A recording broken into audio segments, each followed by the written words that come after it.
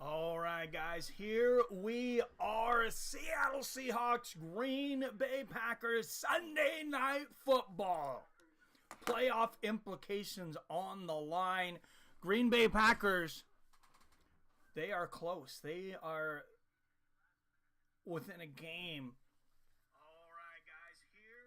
of making the playoffs. Holmgren is rooting for the Packers. No, he's not. He's rooting for the fucking Seahawks. No, he's not rooting for either. I don't know. He won a Super Bowl with us, right? You know, he won a Super Bowl with it. Well, he went to a Super Bowl with us, I guess. I should say. Went to a Super Bowl with us. Oh, those donations are off center here, huh? I was trying to do something a little different here tonight. Put myself in like this kind of retro TV thing. I thought that might be a good idea. But now I'm blocking the... You guys can see the Cash App, Seattle Mike. What's up, Phil D. Roll, Adam from Allen, Daniel, Barry, Robert the Drunk in Charge in the house. What's going on, guys? Robert, congratulations on your Philadelphia Eagles.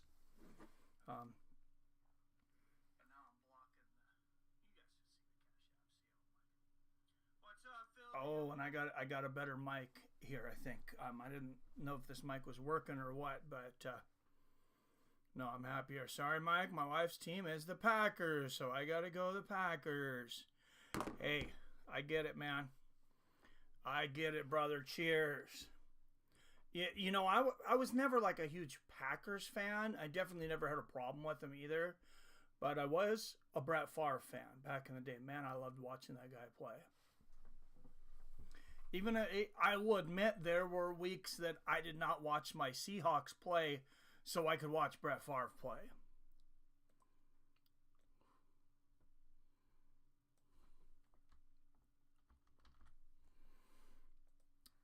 We used to call him the last gunslinger, and maybe he wasn't the last because Geno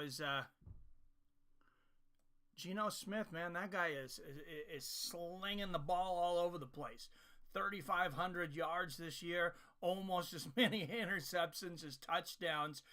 Just a wild ride with that guy. It kind of reminds me, a little bit of Brett Favre. And the Seahawks will kick off in those atrocious lime green jerseys that we brought back for this game. And here come the Pack. Wow! Talk about a head of steam for number 25, Nixon. Gets just past the 30-yard line on the run back. Jordan Love will be behind center for the Green Bay Packers. He has had a dynamite last month. One of the highest quarterback ratings in the league at over 118. This last month has the highest yards per attempt. In the last 4 weeks, 10.3 yards per passing attempt. And the Packers will start off at about the 35, and there is a completion. That's going to be number 8. That's going to be Jacobs. That's Josh Jacobs, the running back. Jacobs, over 1,000 yards this season, 11 touchdowns. He's had an incredible season. You see the stats for Jordan Love here. 21 touchdowns, 11 interceptions. 1,000 less yards than Geno Smith. And he's got 7 more touchdowns. Geno is so many levels below Brett Favre. Oh, he definitely is. But it's a wild time watching him play. And look at that. Another reception to the back, Jacobs, and another first down for the Green Bay Packers. And guys, I got to say today, you guys know I'm a huge Seahawks fan. We might get exposed tonight. We're going to find out if we are really on this level or not, because the Green Bay Packers are a really good team, and I don't feel like we have beaten a really good team like the Packers. Oh, that's a flag. What are you doing there? Oh, no. What a dummy. What a dummy, number 27, pushing Love down way after the fact. Not a bright play at all there from Cedric Woolen.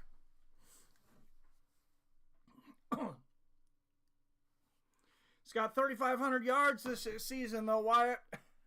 I think he might have most passing yards in the league. I have no idea, but he's got to be up there. And there is a pitch to Jacobs. Picks up about 2 yards as Jordan Love leaning on his running back early and often, not just in the running game, but in the passing game.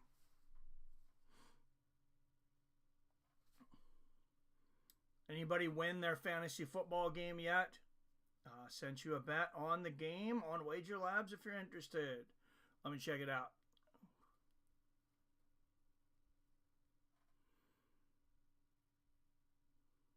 I should have asked for points on the New Orleans one. And I think that's Jacobs with the ball again. Picks up about 7. That guy is just a workhorse.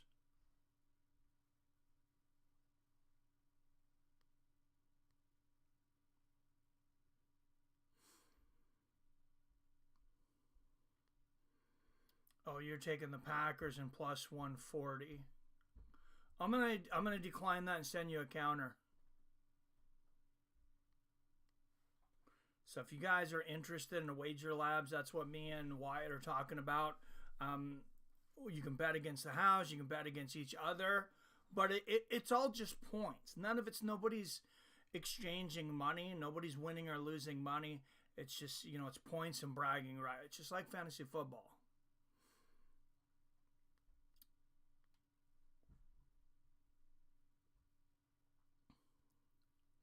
Okay, I'm going to send you.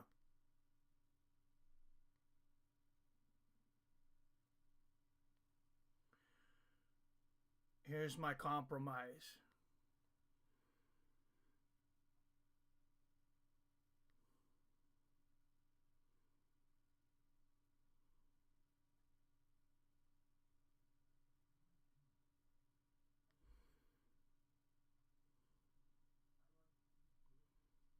Come on.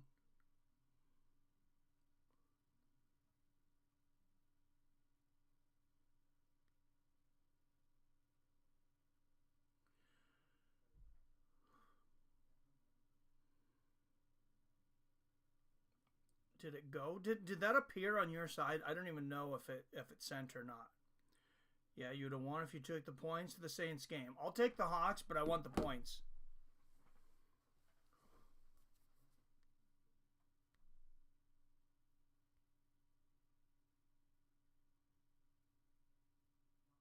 Oh, I forgot to enter the amount. That's why it's 100. I was like, why is it not sending? Oh, I hadn't sent the amount.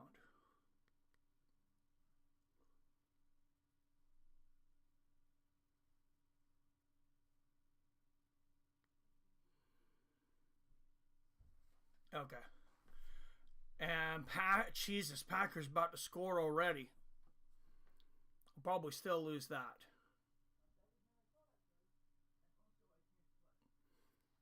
But yeah, now with the Packers about to score. Sorry, nothing yet? Okay. It should have just sent. So, all right, 10, 24, 23, 22. Seahawks defense has been pretty stingy in the red zone, but second and goal early here for the Green Bay Packers. Let's get a little volume from this Hawks crowd.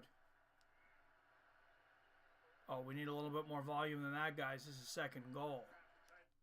And they are bringing the house. And Love moves around to the outside. He's going to take it himself. And he dives to about the 1 yard line. Maybe the 1 inch line.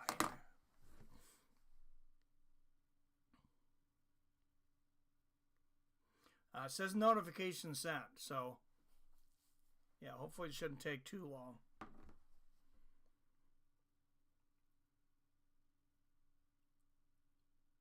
Man, Love cutting. Yeah, he's literally like 6 inches or less from the damn end zone there.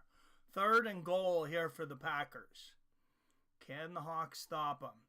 They're going to hand it off to Jacobs, and he gets his 12th touchdown of the year. Packers up 7-0. Josh Jacobs carried me to the playoffs. My man. Oh, I didn't know you had him. I didn't notice that. He's a monster. I honestly didn't realize how good that he was doing this season until I was doing just a little research for this game.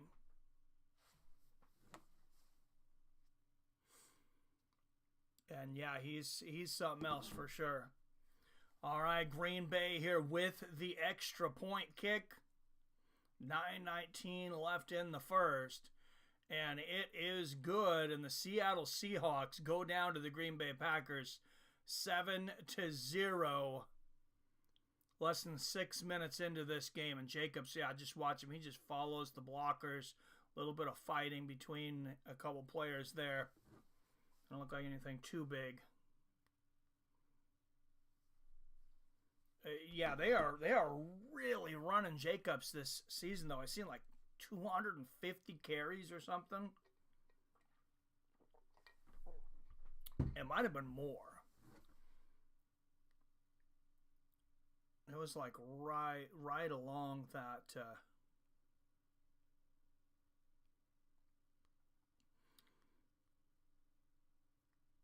Right in that area.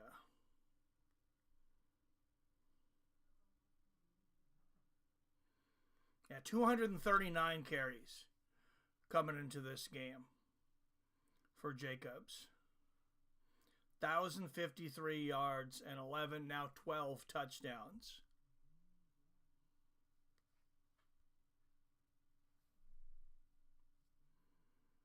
Hawks are so up and down. Their first drive will tell a lot. I kind of expect them to get smoked tonight. I don't think they're as good as the Packers. Yeah, I know I took that bet with the points, but if it was real money, I would not have taken it. I just, I hope they prove me wrong. But when a good defense puts pressure on Geno Smith, he likes to fumble, stumble, and throw interceptions and all kinds of other crap.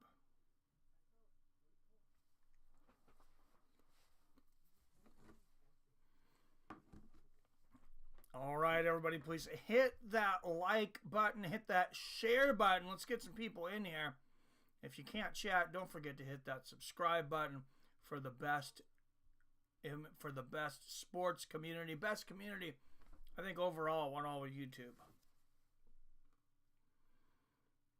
You know, who's been nuts this year is Mixon. He's second in points per game amongst running back, only to Saquon. Yeah, I seen that. He has had a hell of a season.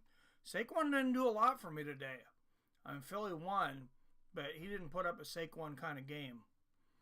I'm hoping DK Metcalf comes out of his funk. Oh, of course, they just shoved the 2014 divisional championships where the Seahawks had the biggest comeback of all time. And then beat them again in the divisional playoffs in 2019. I'm not sure we're going to get it tonight, though. And there is the kickoff to the Hawks. They are going to take it out of the end zone. Why not just put your knee down and get it at the 30 instead of getting stopped at the 25 like you just did? I know they've been waiting all week to play. All right, Geno Smith, Zach Charbonnet taking the place of Kenneth Walker at running back. Walker is out. Charbonnet, they really haven't missed a step with him, though. He's been having a great season so far. Jaxon Smith Njigba taking a lot of the receptions from DK Metcalf recently. Almost every team doubles and triples Metcalf, which has left Smith open a lot, and Tyler Lockett. Geno fakes the handoff. There's the first pass, and there is Metcalf. Is it complete? And it is. 15 yards for Metcalf right out of the gate. And I'm going to need it because Greg's wife is leading me in fantasy football this week right now. I know, 2014, I remember that. I was working at my job. I took a long lunch. There's a handoff to Chardonnay. gets maybe a yard. Good defensive play from Green Bay. I took like a 3-hour lunch, or just, like however long it was going to last. I'm like, hey, I'm taking this lunch. And I was in charge of the store at the time. I'm like, good chance for, the underlings to get some experience. That was my excuse. So we go to the pizza place, me and the wife and the kids, which is it's just like half a mile from the store. And I almost left during that game when the Hawks were down. Like, it was either 14 or 17. My wife's like, don't you dare give up on the Hawks.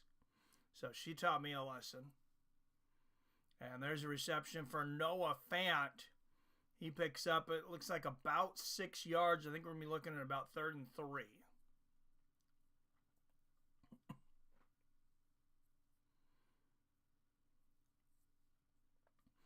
Third and 4.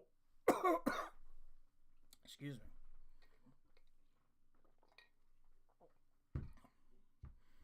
Yeah, time definitely does fly, though.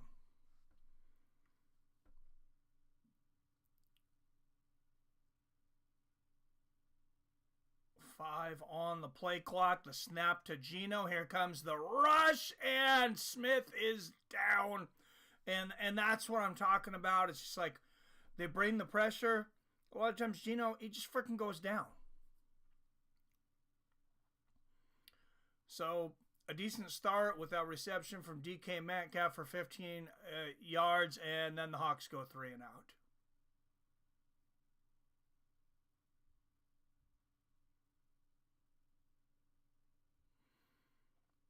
Man, 3rd and 4 too.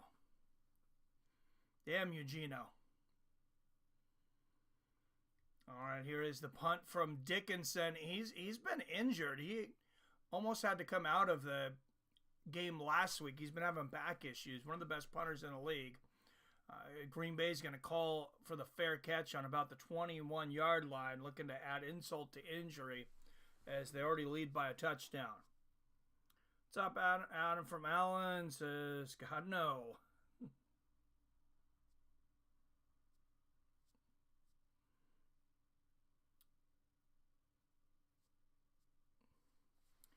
All right, games from around the league. Did anybody watch that Buffalo Bills and Detroit Lions game?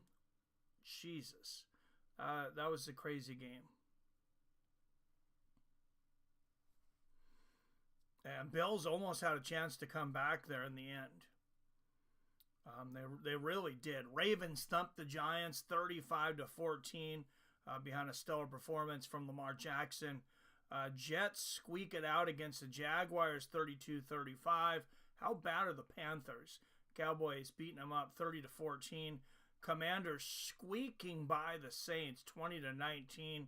Bengals beating the Titans 37-27. Kansas City Chiefs. The Cleveland Browns just looked ugly today. They had like 4 or 5 turnovers, and the Chiefs win 21-7. Texans defeating the Dolphins 20-12. Broncos thumping the Indianapolis Colts. What about the Broncos this year? Who expected this? They are 9-5. Indianapolis goes to 6-8. Cardinals defeat the Patriots 30-17. Bills and Lions. That was, like I was talking about that game, 48-42.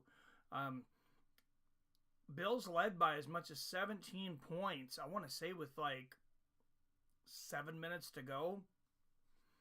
Buccaneers thump the Chargers. Wow, that's a bit surprising. Chargers are a good team. They've played some really good games this year, and they lost 40-17.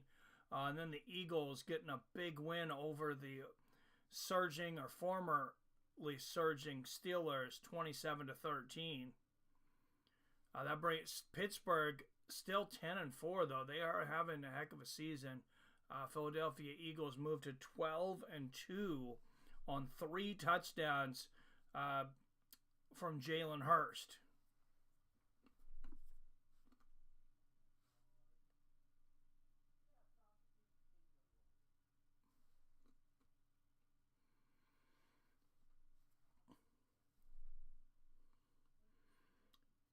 Brett Favre would have dodged that sack, thrown a touchdown, retired on the field, then unretired for the next drive. Don't disrespect the Brett.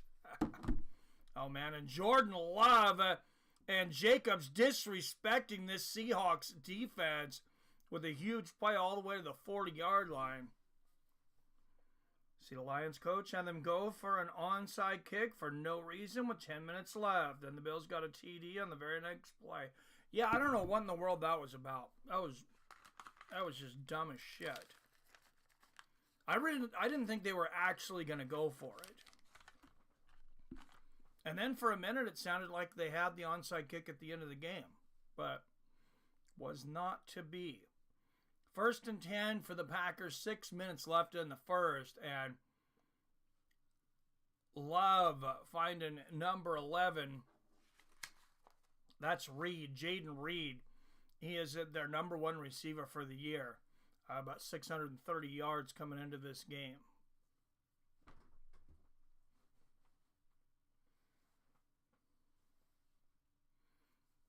What's everybody eating, drinking, smoking tonight? Let's open up some alcohol. 2nd and 1 for the Packers. Come on, Hawks. You can play some defense, right? And they get a stop. I believe barely. Where's the ball spotted?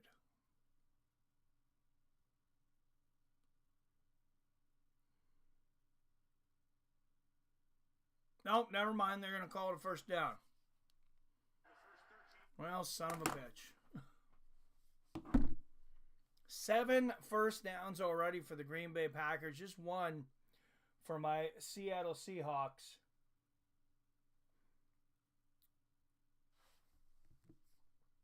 Not playing well early. 4:40 left here in the first quarter. And there's a pitch to Jacobs. Play blown dead.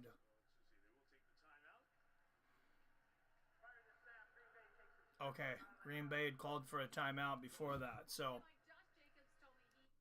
it's looking like an NFL team versus a short bus of Special Olympics dressed in lime green highlighter uniforms. I am a huge fan of green. Like, it's my favorite color. I like green. That green sucks. That green sucks. I don't know if it's more yellow or green, but yeah, you're right. They look like highlighters.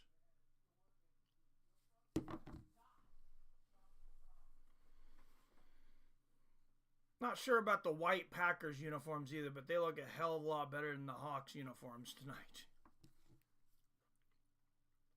What's up, King James? Sea Chicken's inconsistent. Yeah, they are, and I just really don't know if they're that good. There's a handoff to Jacobs again. He's going to break free for a first down and more. Jacobs picks up, almost 20 yards there probably.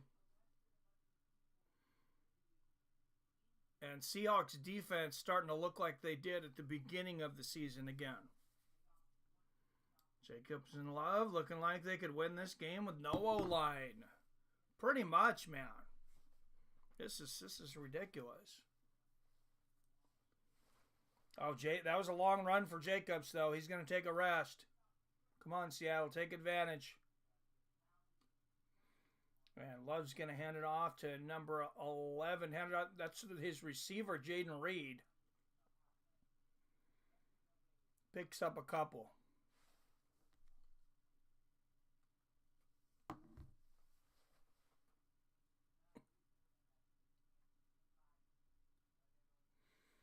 Second and 1 here for the Packers. What do you guys think of the background, a different background? I wanted to switch things up a little bit. I thought the retro TV looks kind of cool. Also, maybe looks kind of old and nasty. I don't know. Second and 1. There's the handoff to Jacobs. And, of course, he's going to get... Oh, that's Brooks. Excuse me. Still, of course, he's going to get the first down. Picks up about 4. Come on, Hawks. Get it together. Seattle don't idolize zesty DEIQB like my woke Bears.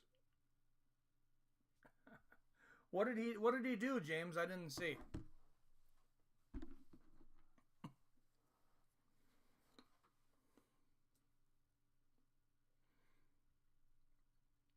.240 left in the first, and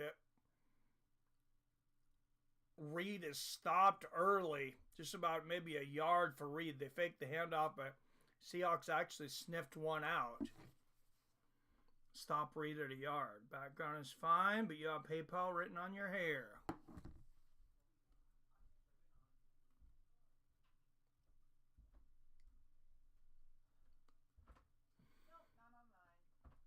Yeah, I seen that. I could probably bring my camera down just a tiny bit here. Just trying not to be just a talking head, but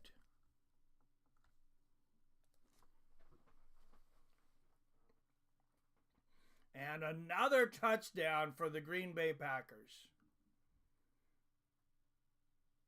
That's Romeo Doubs, and this is looking ugly early for the Hawks.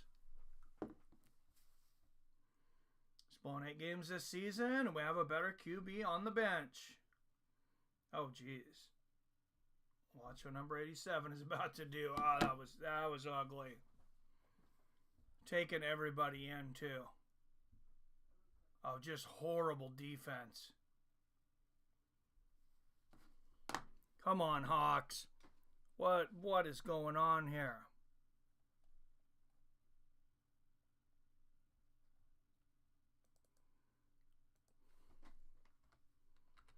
I think the Hawks got the wrong start time for this game. Not game time, 25 minutes of real time for the Packers to put 2 touchdowns on the board. 14-0 Green Bay. Bagent? I don't know what Bagent is. Blown 8 games this season, though, huh? Damn. Is he a more veteran quarterback, James, or is he a rookie? I can't remember who's QBing for them. I just know that their offense hasn't put up any points.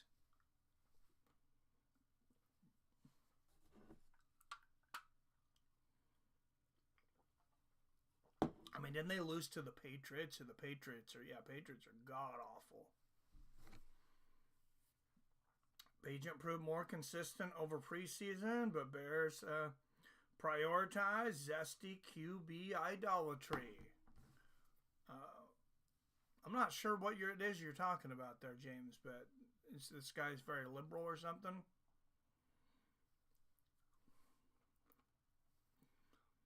Does he hit all the DEI points? Is he a black transgender quarterback?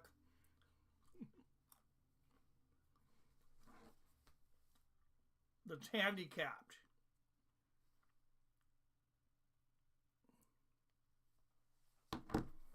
Probably get a write-off. They probably get a kickback from the government for that or something. That's about to all come to a change. So.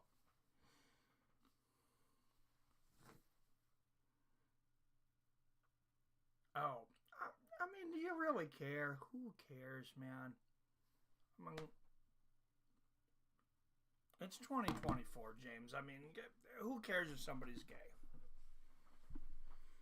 Like that, I could really care less about. Now, if they're letting him play because he's gay, yeah, that's messed up. James, you know his dad, Travis Bagent, is widely considered the greatest left arm wrestler of all time. Really? Travis is hilarious too. I'm a fan. But yeah, if he's the worst quarterback, then that's bullshit. But like I said, the government's probably writing him a check out for $10 million a season or something.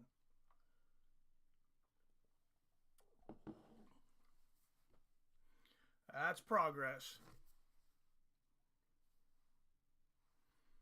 And the Packers will kick off to the Hawks again. And they're going to bring it out again to about the 28-yard line. It's number 1, Darden. Doesn't matter, Darden. I don't think it matters where you stop today. I think the Seahawks are think they're going to continue to look horrible tonight.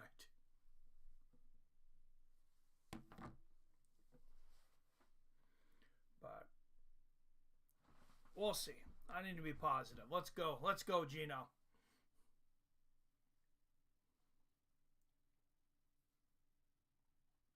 See, we have a QB that just gives us hope. Geno back, finds a receiver. Who is that? That's going to be Metcalf. That's his second reception of the game.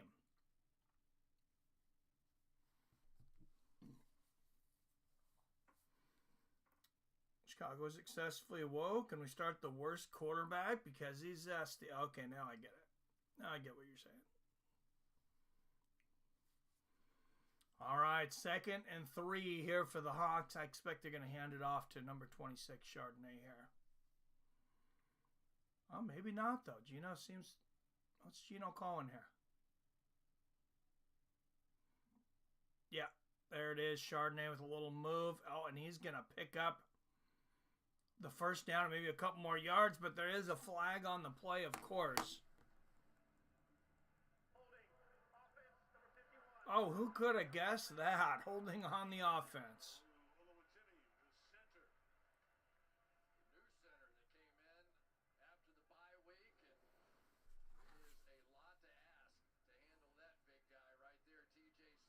Son of a gun.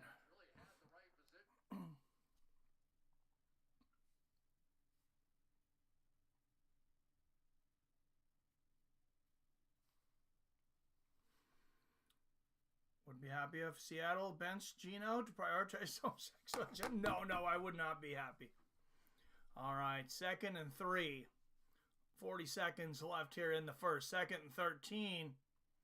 Oh, and Smith finds a wide open Jaxon Smith Njigba, and they are in business with 30 seconds left in the first. And look at this. Jackson lining up in the slot to the right of DK Metcalf, who does a good job being the decoy there. And Jackson wide open. And here's Charbonnet to the outside for a first down and more. Picks up about 15 yards on that play. 1st and 10 Hawks.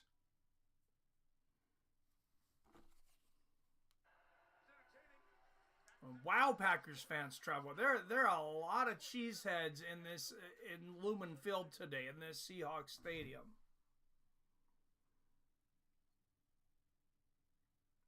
James, you guys picked that zesty QB first overall in the draft last year. Got to at least give him a shot. Supposed to be the best player of the whole draft class after all. Too much invested to bench him, it seems. Successful teams develop QBs on sideline when they have a postseason worthy QB surrounded by talent. You're right, James. You're right. They usually do develop them more on the sidelines. There's been some exceptions to it in the league, and I know everybody's talking about Bo Nix this year. He's a rookie quarterback. He's tearing it up. That's very, very rare, though, as you said. I mean, there's only been a few guys that have really came out the rookie year slinging it and went on to have great careers. I mean, you're talking about John Elway, Dan Marino, and Drew Bledsoe. That's really the only 3 that come to mind. I'm trying to think of Russell Wilson's first season. I don't know that he was starting first season, though. I can't remember. He was a 3rd-round draft pick.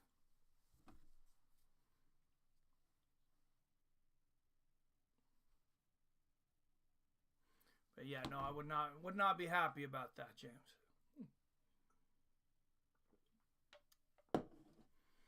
Although there's many games I would like to see somebody get a chance other than Geno.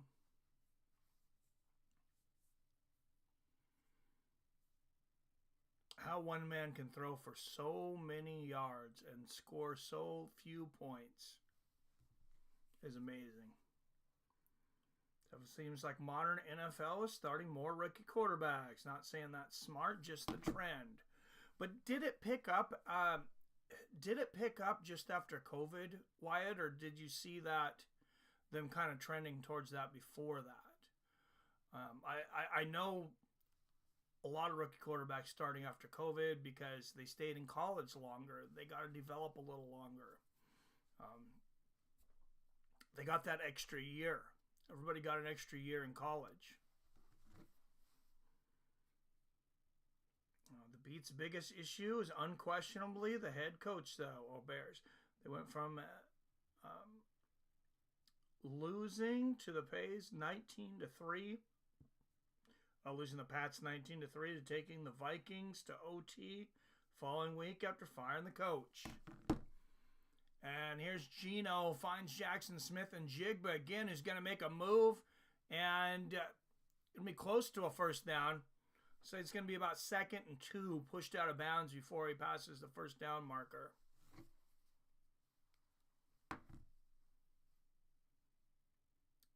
Nice little screen play here, though. Smith getting adequate protection and great release on the ball.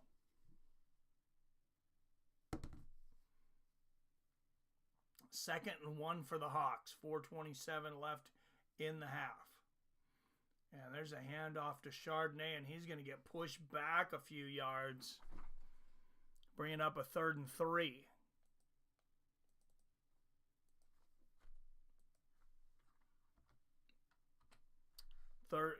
Great defensive play there for the Packers. Seahawks definitely within field goal range, but already being down 14-0. They would definitely like to punch it in here. And where do you go? They just shut down Charbonnet. Let's see if Geno takes this himself. And Geno back, fakes the handoff, and he's going to get sacked again. Son of a... What is wrong with you, Geno? That is the 2nd time he's been sacked on 3rd down. First a 3rd and 5, now a 3rd and 3 in just over a quarter of football. And when teams prioritize success and winning before pushing woke agendas like NFL. I do, man. I do. All right, and the Hawks will have to kick the field goal.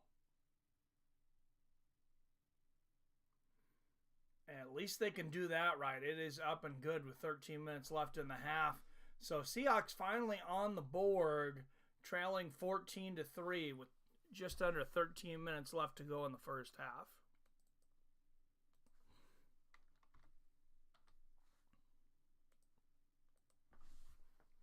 I should have got 10 points, Wyatt. King James, I really do miss the old NBA. I can't even watch 10 minutes of NBA basketball anymore. Bears defense, the only reason they were competitive, and they fired the glue that held it together.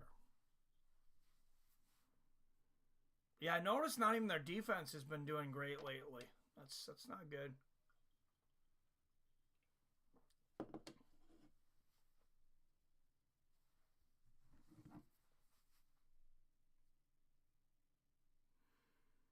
All these casinos advertising their New Year's party. Huh? I think Rison's doing their New Year's thing again this year, though.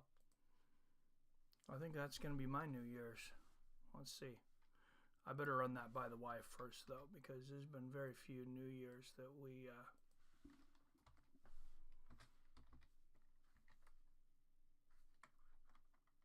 have got to spend together.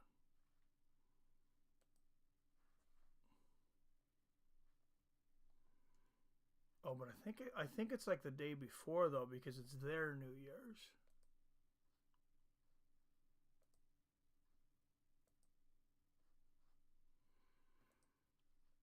Oh, Rison's website not even working well right now. I'll have to go to Tapology. You got to keep your websites working, guys. Jesus.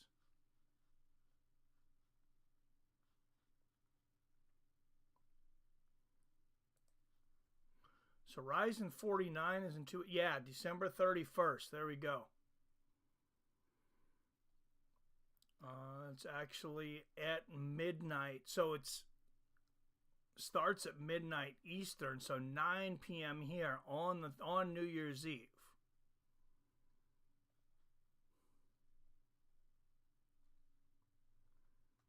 Man, they put on some good shows for those New Year shows though. Barely getting back into football since the kneeling BS. Yeah, it took a while for them to get done with that. Wager Lab bet never went through, Mike. No clue why. Oh, it's weird. Yeah, I don't either. It said notification sent.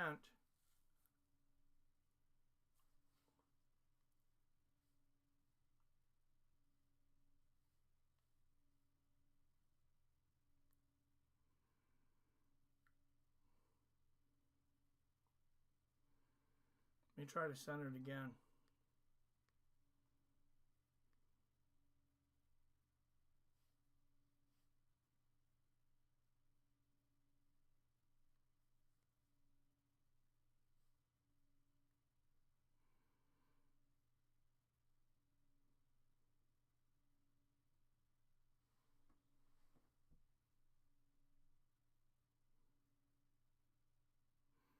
All right, check again. I just submitted you another one. It's on the points, though, so it's telling me 10.5 points. I don't know if you want to take that or not. You probably should, though. Love back finds number 85 for about a 7-yard reception, and Packers in business early.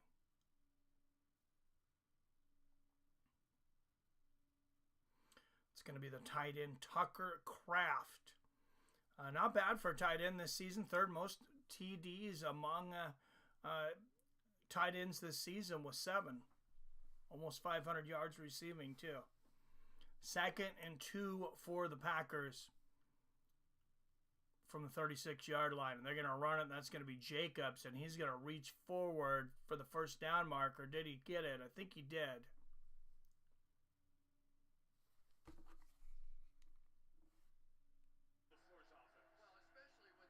They're going to say 3rd and inches. So, big opportunity here for Seattle on this 3rd down to get the ball back. Love finds a receiver. Oh, and he is tackled just over.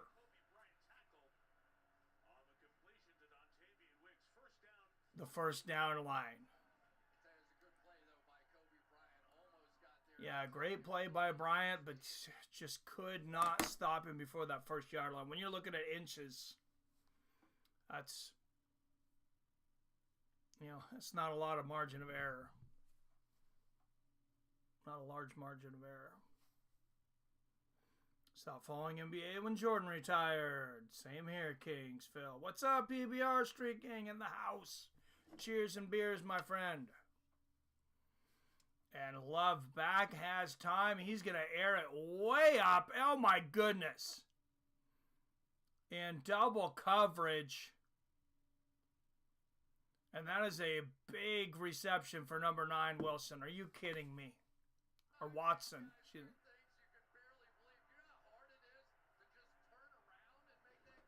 That is ridiculous. Just a nasty play. 24 yards out of the end zone for Green Bay. They're going to run it on this one. And that's going to just get maybe a yard. But yeah, what a reception. The old school basket catch. And he had Woolen and Love on him too. I like the TV background. Looks good. Well, thank you. I thought I'd try something different. Since we're almost talking about how retro we are.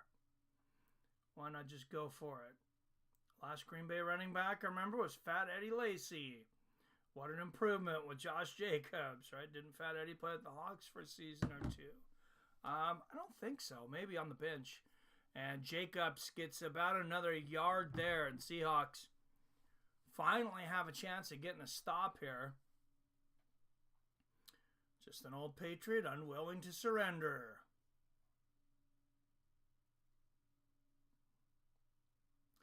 No, I hear you, James. All right, 3rd and 6 here for the Pack.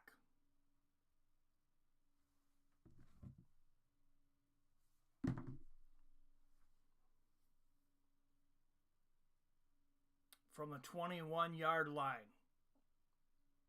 And Love barely gets the snap off. He's got time. Throw into the end zone. Incomplete. 4th and 6. Wow. Finally. That was to Jacobs. Or Dobbs, excuse me. 87 Dobbs.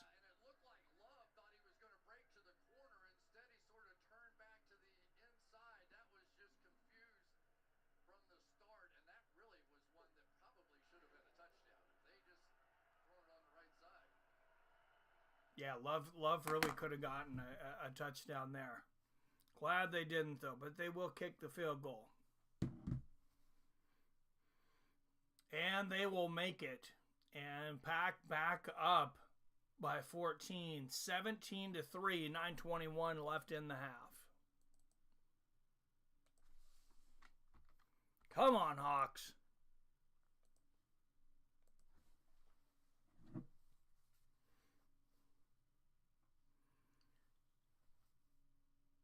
Yes, Seattle's leading their division, but Arizona won today. Arizona, I believe, is still second in the for the division.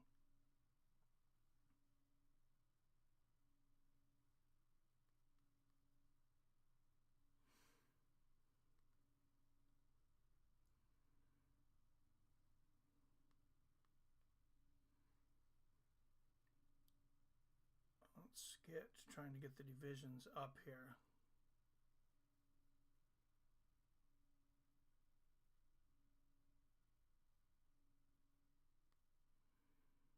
Standings.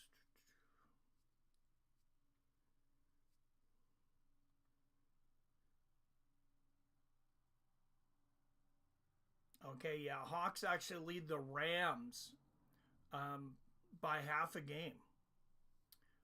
8-5. Rams moved to 8-6 today. So if the Seahawks lose today, Rams would be tied with them for the division lead.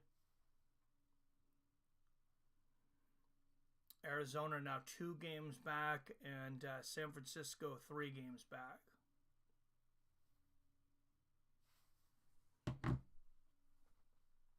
So yeah, they need to win again today to stay in the lead, though.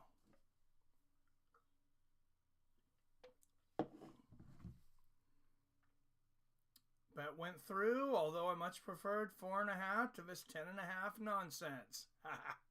Good thing the Packers are facing the Legion of Gloom in 2024. Yeah, it is. That's not an inappropriate name for them right now. All right, guys. I'm going to take a quick restroom break while they're on commercial here. Be right back.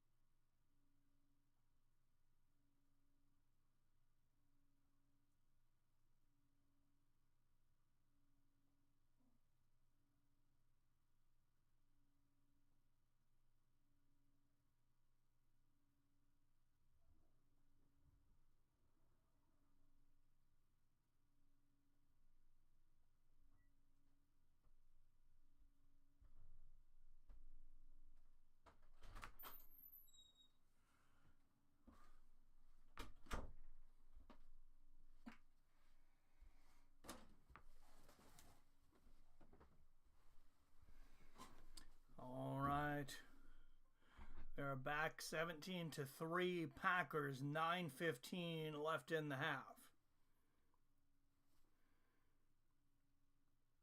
Packers been tough this season. Yeah, they're very good.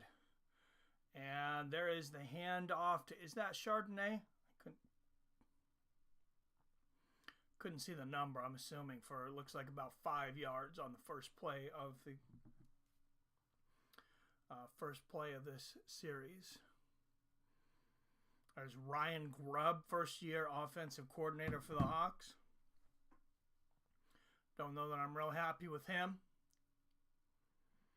2nd and 5. 8:40 left in the first half. And there's the snap to Geno. He's going to hand it off. And it's about 2 yards there for number 25, McIntosh. So looking at 3rd and 3. Excuse me, only got a yard, 3rd and 4. And you see Seahawks offense was 2nd in the NFL weeks 1 through 9. They are in 20-something in the NFL last 4 weeks. Not good. And there's the snap to Geno. He's got time this time, and he finds a receiver. That's going to be Bobo for a first down, number 19.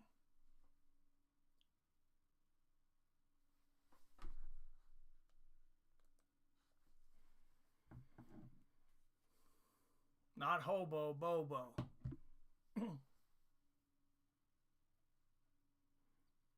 Although Geno Smith's kind of been playing like a hobo. Have your Hawks been doing today? Not so good today, PBR, but at least we are leading the division, so hopefully we can come back here. Smith back. Finds a target once again. That's going to be Smith Njigba again for about 5 yards. So 2nd and 5 for the Hawks.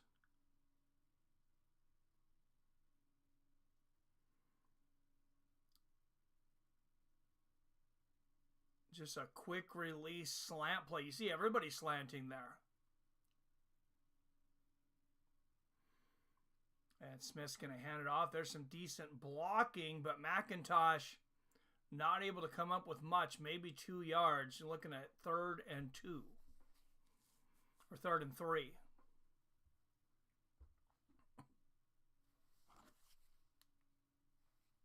When they were able to get their running game going with Charbonnet, almost 200 yards of total offense from scrimmage for Charbonnet, over 100 yards rushing. And you see Charbonnet trying to push.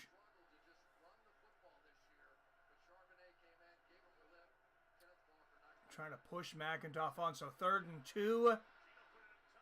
And Geno misses Charbonnet on the run. I don't know why he threw there into double coverage. But there is a flag on the play.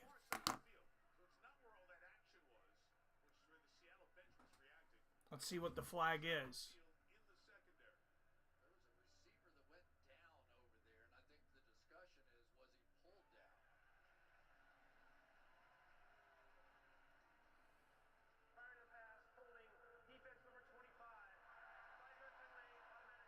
So the ever rare defensive holding play on number 25 Nixon, and Seattle gets a little mercy there on that call.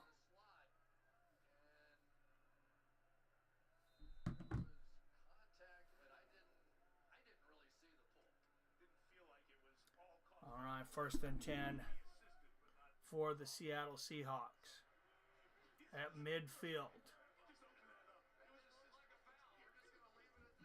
And there's the snap. Geno back, fakes the handoff, has time.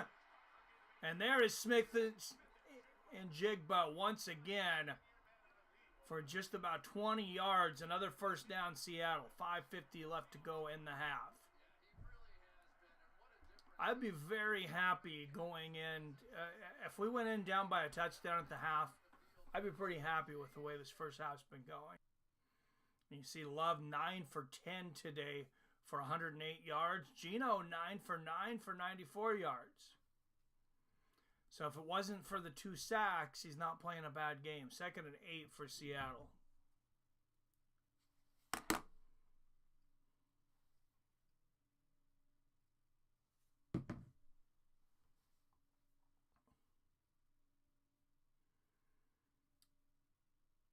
Geno back, and that's Fant, the tight end, and he's going to bring it in.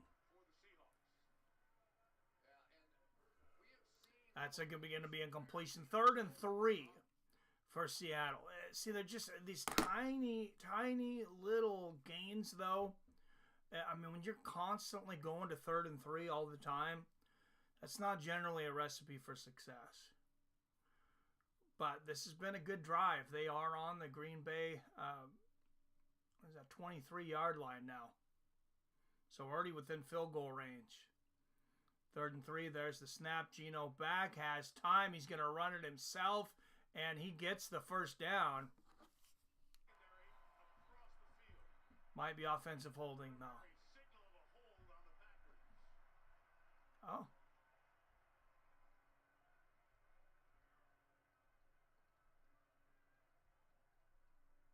We'll see if it is on the Packers.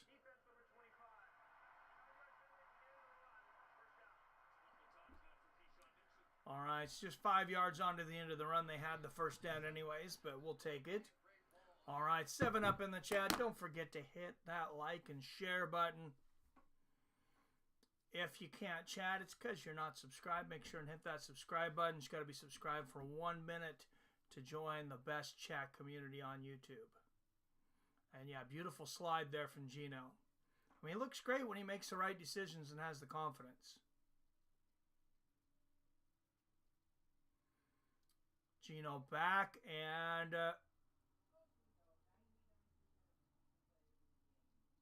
not much going on there. About 2 yards maybe.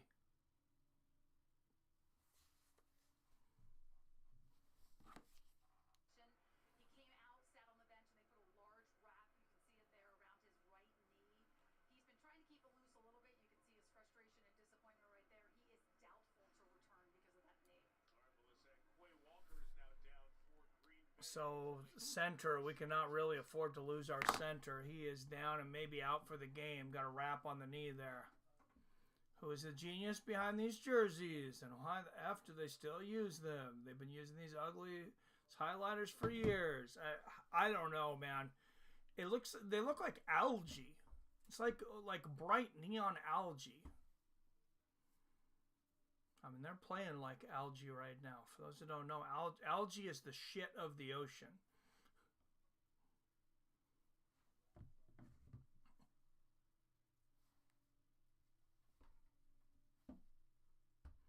Yeah, we don't like them. I've never heard anybody that likes them.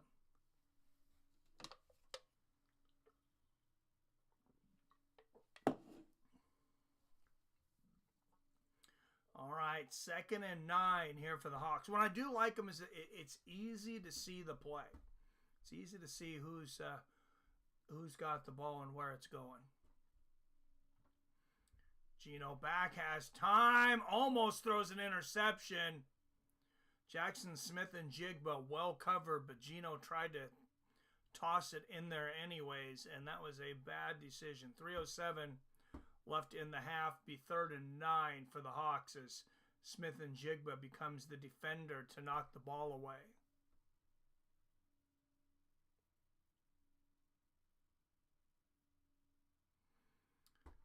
Third and 9. You got to do something here, Geno. Please, God, don't turn the ball over.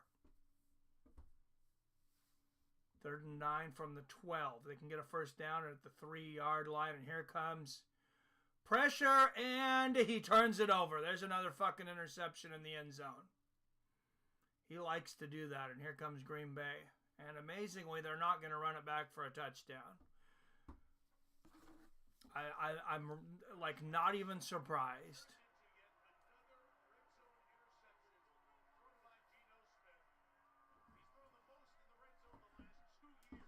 Geno Smith, the king of the red zone interception for 2 consecutive seasons, and he throws another one here.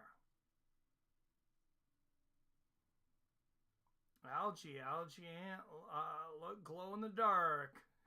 I remember the old Seahawks jerseys when Largent and Crew played. Yeah, Steve Largent was a stud. This is some Chernobyl algae. That's what I'm talking about, Geno. Yeah, that's what Geno likes to do. He likes to throw interceptions in the end zone. I mean, you heard me say, and please don't turn the ball over, because I got a good idea of what's coming. And sure enough. Oh, wow, Netflix is going to try their live thing again. 2 live football games on Christmas. Good luck with that, Netflix. Didn't go so well last time.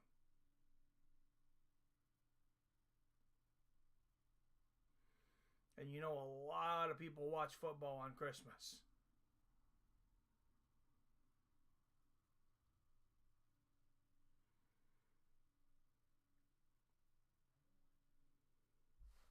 It's just going to get to the point to where you have to have like 12 different services to watch football.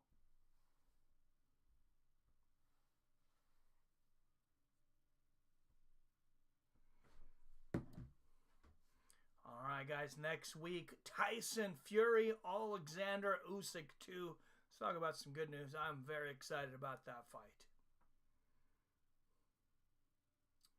And I will say, yes, I am going for Tyson Fury this time around. I hope he gets the victory. I hope it's a great fight because I want to see a trilogy. I want to see another great trilogy. He was already in a great trilogy with Deontay Wilder. Zorn to Largent, led NFL for about 5 years. Yeah, Largent was the top receiver stats-wise in NFL history until a guy named Jerry Rice came along. Geno marches all the way down the field just so he can pad his red zone turnover stats. Right? Dude, he's... Yeah, not every record is good, Geno. There is... Look at this PBR if you're watching it. PBR was talking and say, what is there to do in Seattle now? That's the new skyline there. They just made a new walkway. You can walk around. There's the Great Wheel. Of course, the Space Needle. Pike's Place Market. And Love will take over for the Green Bay Packers. Geno Smith says, I don't want this fucking ball. You take it. And Jacobs picks up about 7. There is a flag on the play.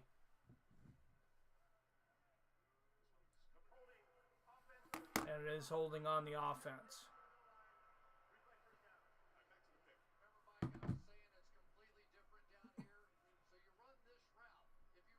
Oh, and they're going to show this again, too. Look at this. We got Njigba. We got Fant. You got Lockett out there. Lockett gets tied up for a moment. Who the fuck was he even throwing to? Oh, you did have a defender grabbing Noah Fant there.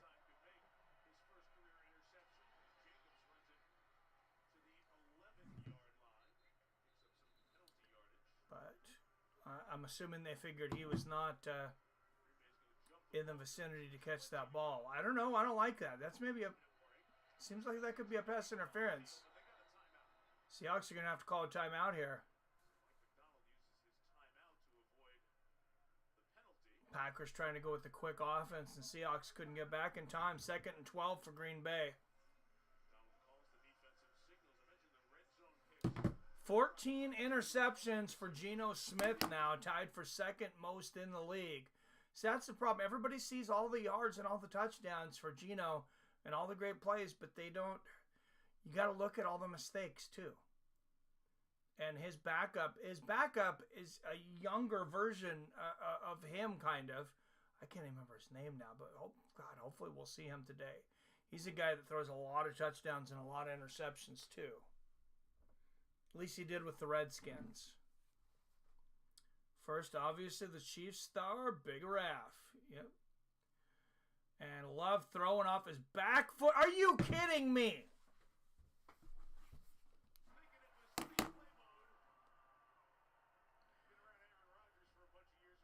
You have got to be kidding me. Love throwing off one back foot in the end zone.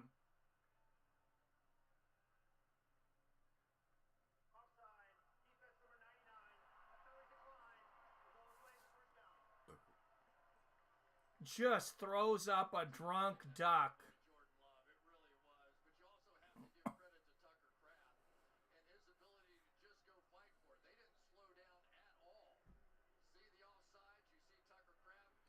Yeah, look at this. Literally falling over backwards in the end zone. Throws up a dart, and Kraft brings it down. What the hell is that? I didn't even know Geno was still in the NFL until middle of last season. Yeah, was it last season or the season before? I think he won NFL Comeback Player of the Year. But yeah, he's playing like garbage now.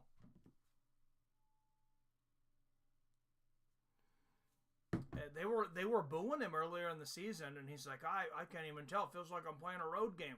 It's like, dude, if your own fans are booing you, like, there's probably a reason for that.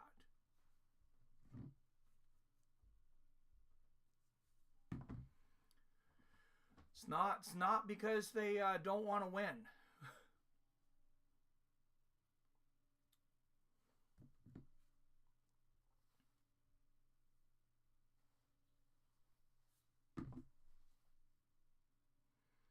And I still stand behind. Geno is one of those guys with immense talent, and he's just a head case. He chokes under pressure. He choked twice early, getting sacked on third downs, 3rd and 3 and 3rd and 5. Now he throws the interception in the end zone. I mean, that's 3 big plays, and he's 0 for 3 on those 3 big moments. 3 biggest moments of the game. Chiefs had Zebra 12th man for about 3 years. Yeah, they have. They need to do something about that. Somebody needs to do something about that.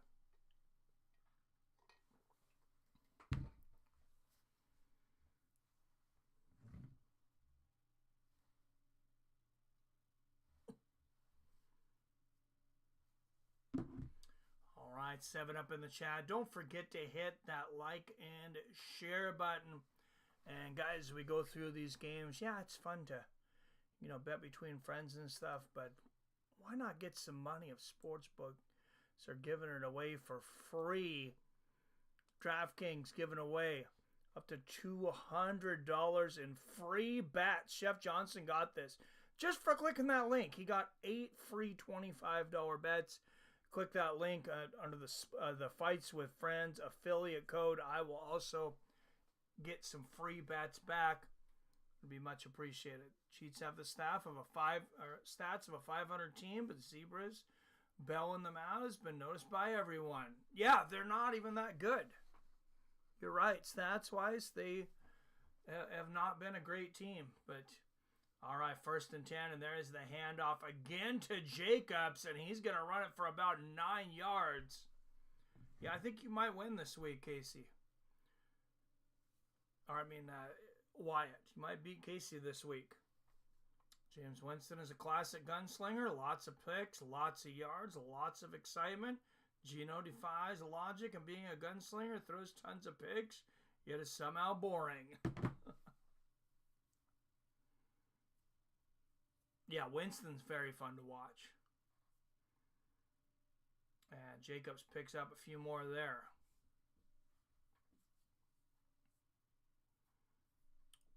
Minute 15 left in the half. Packers looking to tack one more on.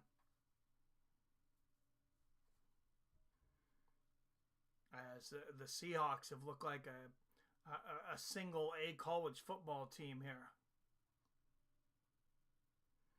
Packers on their own 45. 55 seconds left in the half. Snap to Love. Here comes the pressure. Finds number 11 on the outside, who picks up about 2-3 yards. And clock still running. 42 seconds left for Love as the Packers rush back to the line of scrimmage.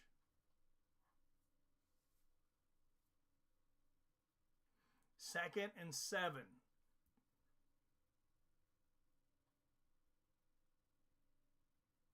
And Love calling an audible at the line.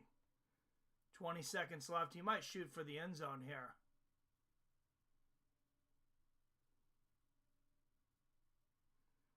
Finds a receiver, finds number 87. It's going to be short of the first down. And just 10 seconds left.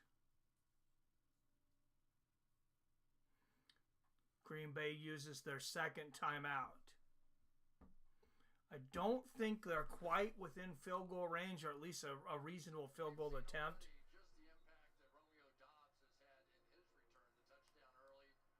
But Seahawks could and maybe should have 10 points on the board. They should at least have 6.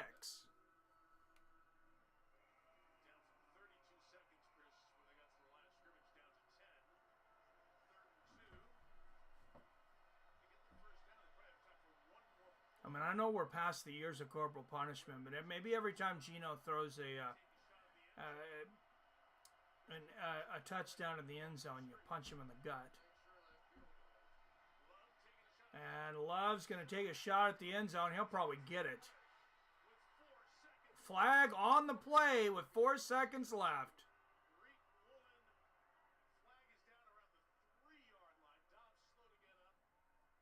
They're playing him tight. I didn't think they fouled him, but... Yeah, pass interference. Oh, yeah, and he went around the backside.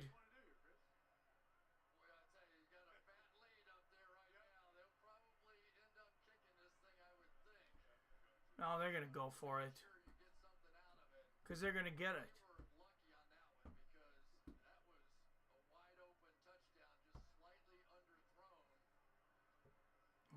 What the hell, Woolen?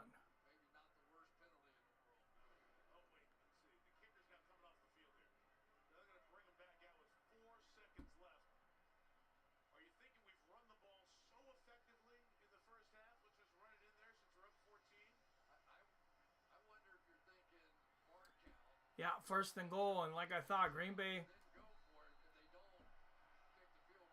Bay's going to go for it. They might just be looking to draw Seattle, but I mean, why wouldn't they go for it? Seattle hasn't been able to stop them today. And Seattle takes their second timeout. I don't know why the hell they took a timeout.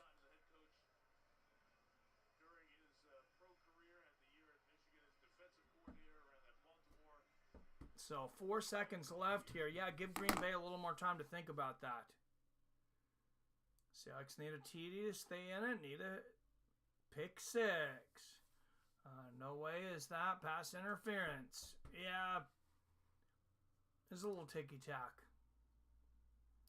Still a whole half left. They just need to put the pros in the second half. Get all those Make-A-Wish kids dressed as highlighters back in the hospital. Right? All right. First and goal, 4 seconds left. And Green Bay, yeah, there's the hard count. They're trying to draw Seattle. They're going to take the delay of game here. Either delay a game or they called the timeout. Yeah, they do take their final timeout, and they'll kick the field goal.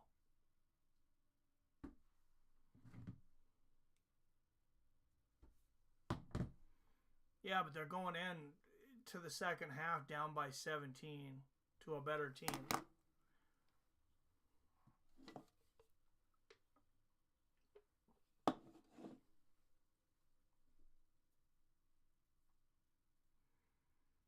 It's a fairly quick half, though, right? Game started at 5:22. It's 6:34.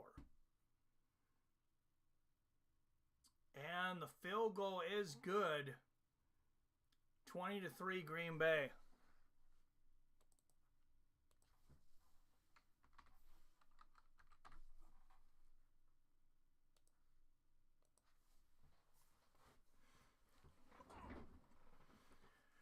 I say you go in at halftime and you just stomp on Geno's nuts. What are you doing? What are you doing? Get out there. You want this to stop? Get out there and score some points.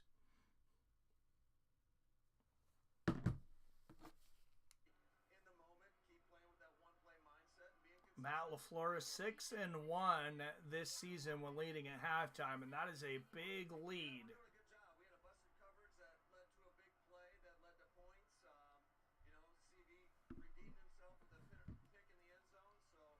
Be back after halftime. All right, we'll see you in a moment, King James.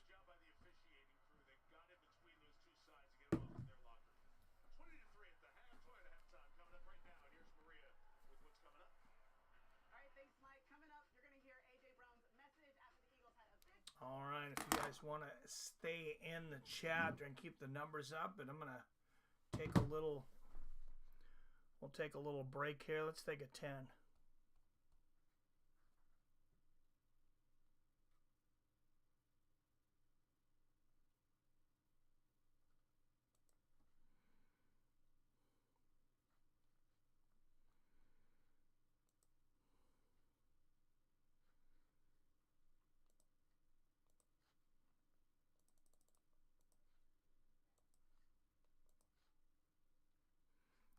right, see you in 10.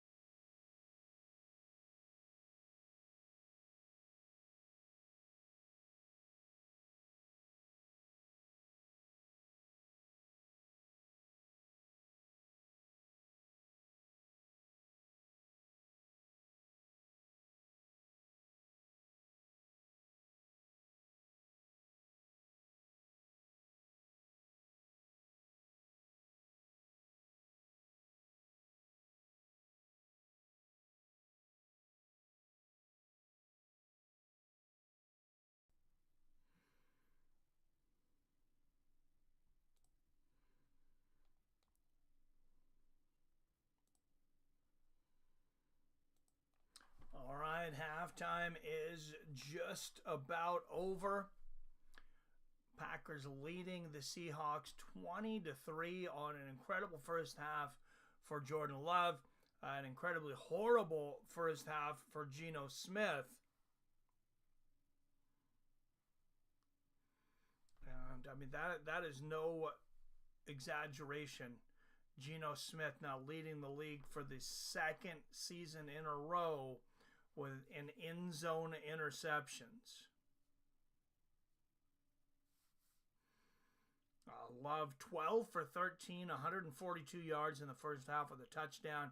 Geno Smith just 11 for 13, 100 yards and an interception in the running game. Josh Jacobs 14 carries, 73 yards and a touchdown. Charbonnet getting the ball just 4 times for 19 yards. Receiving, Jaxon Smith Njigba is the leader in that. 6 receptions for 60 yards. Followed by the running back, Josh Jacobs, in 38 yards receiving as well. 3 receptions, 38 yards for him. So he's already over the 100-yard mark. Total 111 yards. And the touchdown. So there is hope. There is hope for you. Wyatt, Bitcoin hit 106,000 a day. I seen that. That's crazy. Come on, Hawks. You can do it.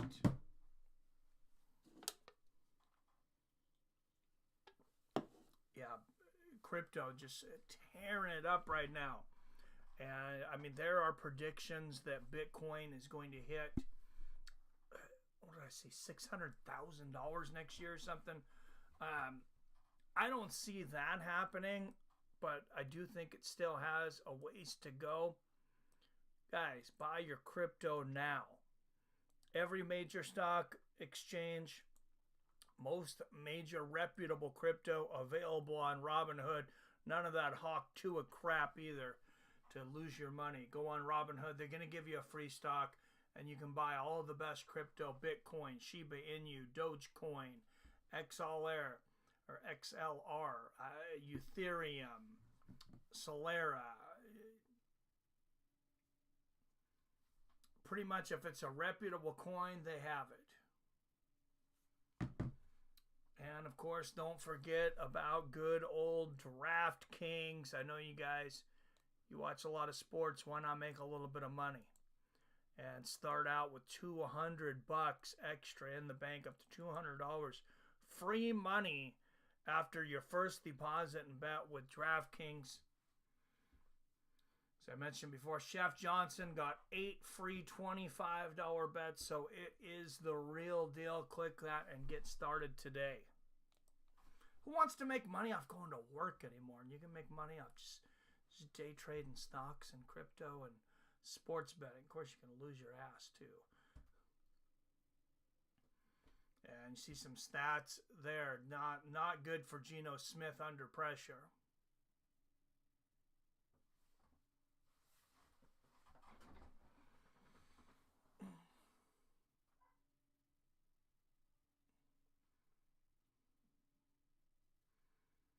When Geno Smith was a kid, they had to have 3 trainers on the sideline that were certified in CPR because he would choke so often.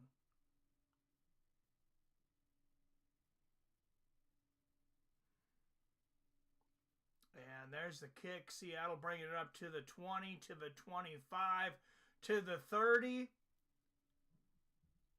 So picking up a little extra there to about the 37-yard line. Get a little run back there. And let's talk to Seahawks coach Mike McDonald. Largest first half deficit this season.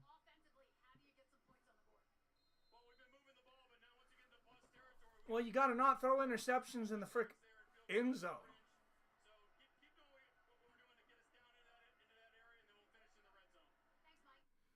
All right, Seahawks with the ball down 20-3, and they're going to hand it off to Charbonnet, who picks up about 2.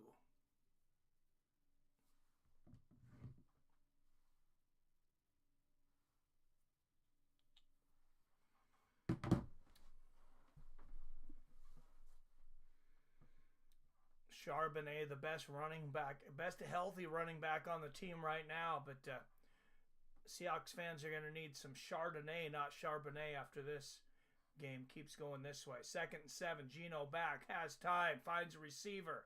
Jaxon Smith Njigba for a first down and a few more.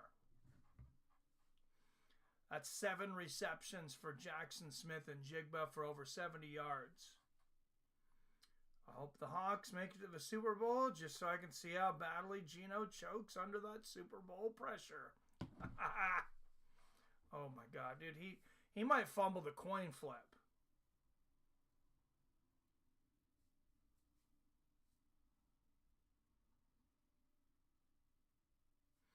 And there's the snap. Geno's going to hand it off, and nothing there for Charbonnet, maybe 2 yards. 2nd and 8. And Lockett taking an extra minute to get back up.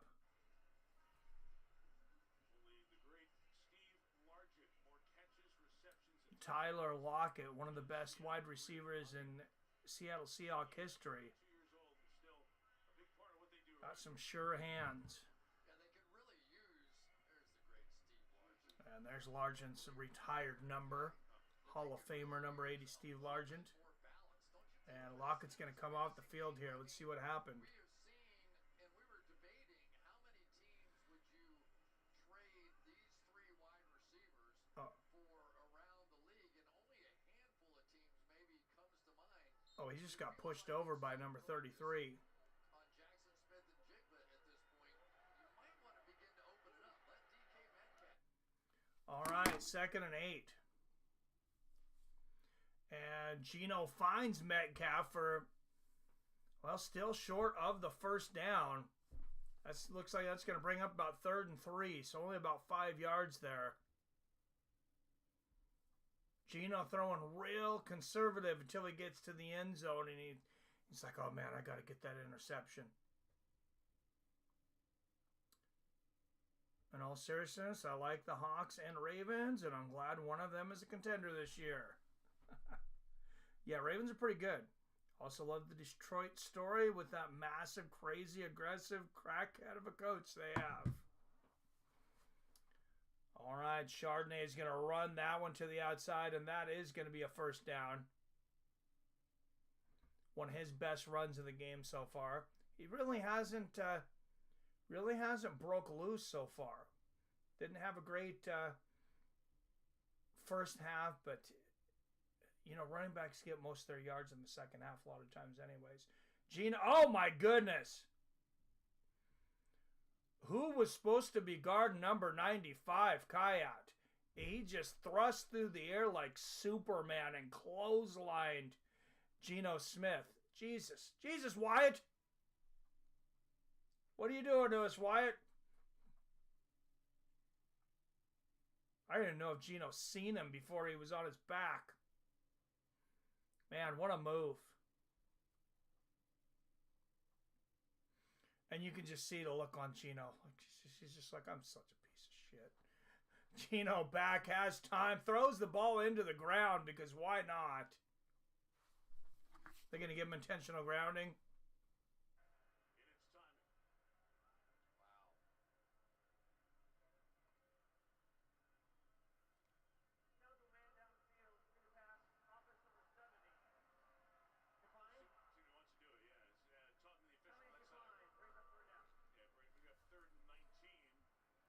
Yeah, I think Green Bay's going to take 3rd and 19 rather than letting them do that one over again. What the hell was Geno doing there? He had a receiver open and just threw it right into the frickin' ground. So 3rd and 19. Mike McDonald, the coach, he's got to want to be just about anywhere but here right now. 11:35 left in the 3rd. There's the snap to Geno. Can he get sacked? Will he throw an interception? Oh no, he finds a receiver for a first down. That's the tight end number 87, Fant. But of course there's a flag on the play, and it is going to be on the Seahawks.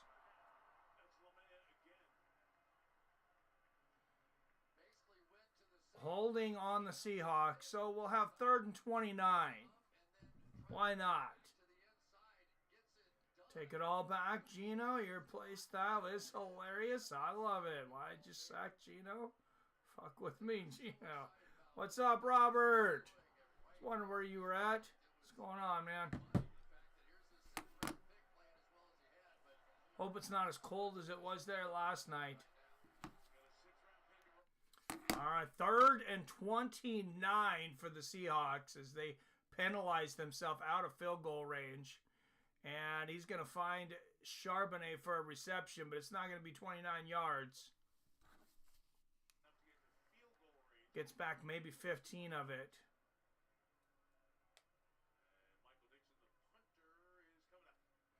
Yeah, they are still not within field goal range.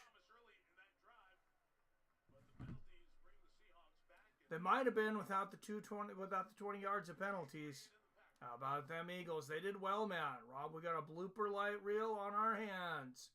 Oh, yeah, this is ridiculous.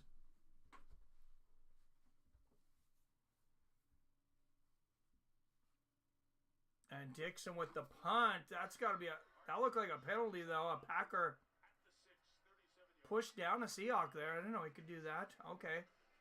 No penalty. At least it looks like Packers are going to take the ball inside of the 10. I'm back in Massachusetts now. Not as cold as New Hampshire. Oh, you were in New Hampshire. Yeah, that is...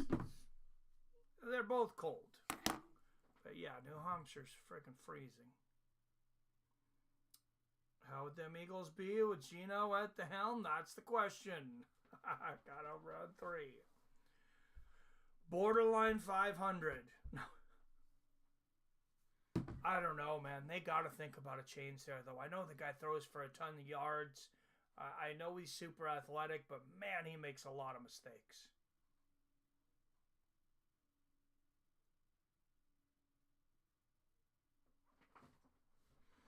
Usually when a guy's leading the NFL in interceptions in the end zone, he doesn't do it back-to-back seasons because the next season, he's not the fucking quarterback. I wonder if anybody's ever led the NFL in interceptions in the end zone back-to-back seasons. I imagine it's probably happened, but maybe not.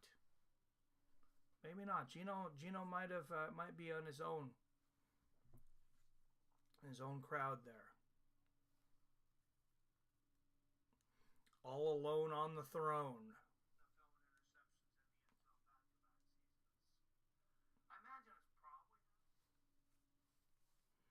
Just checking the audio here. Bring back Tim Tebow to replace Geno. Oh, he's got to be like 40 years old now, right? If that. You got home about 3. How was the airports, Robert? God, I hate flying now. Man, well, I mean, to Vegas wasn't bad, even though it was scrunched. When me and the wife flew to Florida, oh my goodness, that was, especially up there, that was a bit excruciating. It's 27 here, so 10 degrees warmer than New Hampshire. Woke up this morning, New Hampshire, it was 12 degrees. Yeah, it's too cold. It's a whole 37 here. We're above freezing, damn it. 36 now.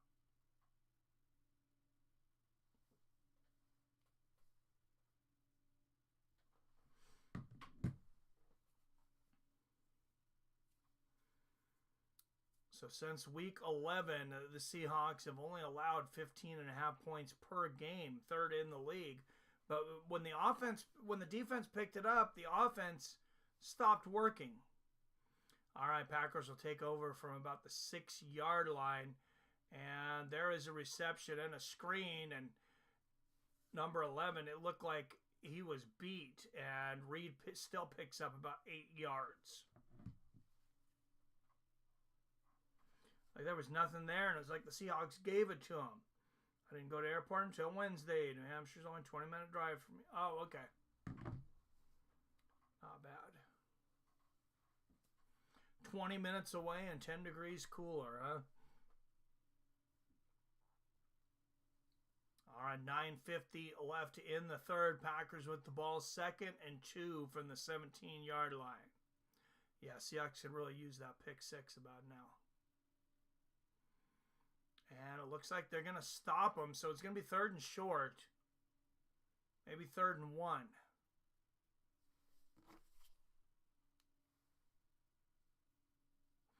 There's the general manager for the Packers. He's not even watching the game anymore. He's playing Candy Crush. See him on the phone. He's playing Candy Crush. Acting like he's real busy and he's important. Zoom in on that screen for me.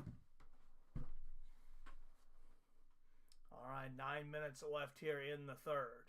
And why not? His team's leading 20-3 with the ball. Packers offense youngest in the NFL, average age 25.3 years. So if they can keep that team together, they could be a contender for years to come. 3rd and 1, 8:42 left in the 3rd. And Seahawks stacking the line. Oh, and man, did they jump? They did not.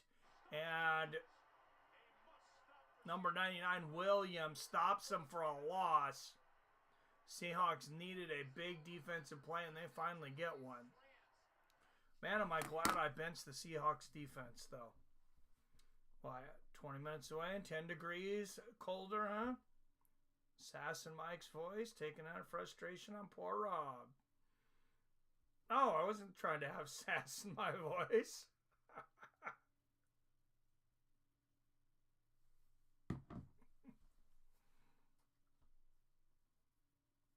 No, I was just saying that's crazy.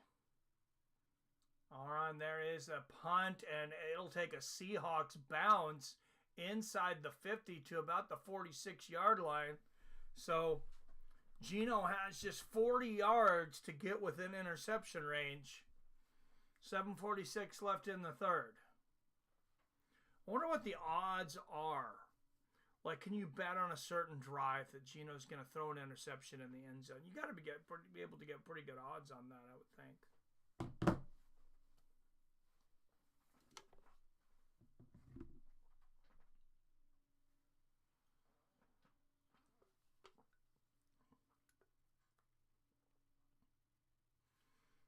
Maybe 6-1.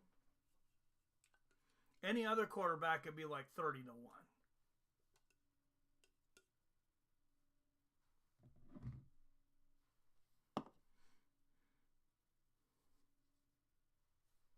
No, I wouldn't pick on my buddy Rob. You're trying to start smack for Wyatt. All right, in this commercial break, let's take a little sneak preview of Ryzen's New Year's show. It is stacked. Ryzen 49, Ryzen Decade. Look at this, 12 bouts. And look at this, 3 championships on the line, starting out with Kyoji Horiguchi defending his Ryzen Flyweight Championship against Nikomazolo Zulu of South Africa. Then you have the Lightweight Championship on the line. Roberto De Souza, probably the best fighter in Ryzen, taking on Vugar Karamov. And then let's move up to the main event. One of the probably the most popular fighter in Ryzen right now, outside of maybe Horiguchi. Chihiro Suzuki, 13-3, defending his featherweight championship against Kybra Koeki Erbst, who's 33-7. Also, Yusuke Yachi in action. Yuki Matoya in action against undefeated Kayoma Akamoto. Undefeated Saiki Izawa in action. And remember Ryzen, of course. Ryzen even, I believe they even allow the soccer kick still. It is like true old school Pride rules. Probably owned by the Mafia and everything.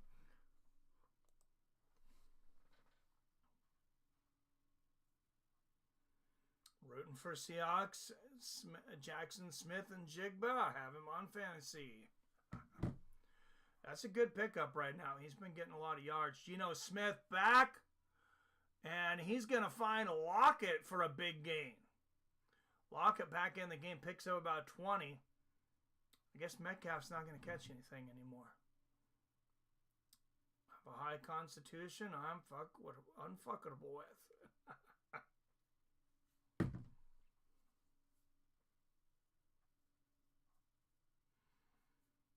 And see, Metcalf was open. He could have went to the house there. Instead, they throw it to Lockett. Oh, Smith under pressure is going to have to throw that one away. Man, he was being rushed out of the pocket like LAPD on what's his name back in the day. Oh, and Geno might have gotten hurt there. Oh no, Geno's not hurt, is he? Oh no. We'll have to start someone else. It's not, Mike.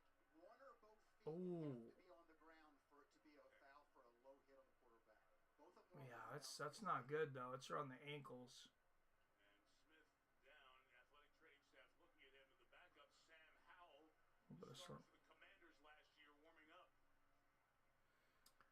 Come on, Sam. We might see Sam. Sam I am. The help of the athletic trainers, but slowly he knew that something wasn't right away.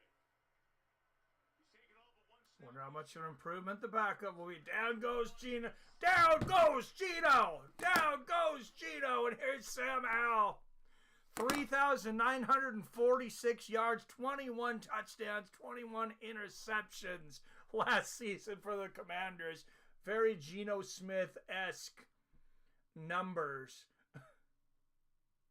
And 2nd and 10, Howell finds a receiver, and Smith Njigba for a loss. 3rd and 11 coming up for the Hawks.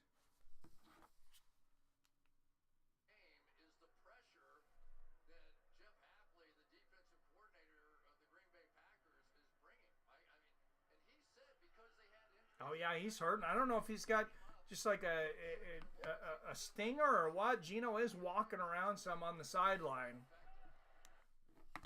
What a position for Hal to come into. Not exactly where you want to come into a game. 3rd and 12. And he's going to throw it right wide of the tight end, Noah Fant. And they'll punt. Kenneth was someone with nothing to lose and can give 2 Fs. Where's your nephew Evan at? I'm not sure. He's not in here, though. Yeah, he didn't do any better, though. 45-yard field goal attempt just because this is about where we received the punt from. And the kick is up. It is good. There's 2 things good that we can do in Seattle. Basically 1. That's kick, punt, and kick field goals. And Hawks within 2. Geno Smith slamming his helmet down here, but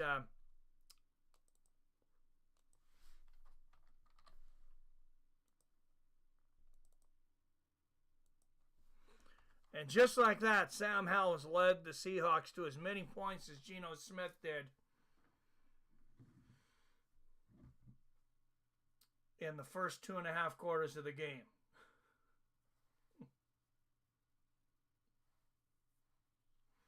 So if you combine the stats of Geno this year and his backup that's coming in from last year, that is exactly 35 touchdowns and 35 interceptions. That is not a good ratio. You're supposed to throw more touchdowns than interceptions. Like Brett Favre back in the day, he would throw an interception. Some games he might throw 2, but he would also throw 4 or 5 touchdowns. So nobody really cared that much.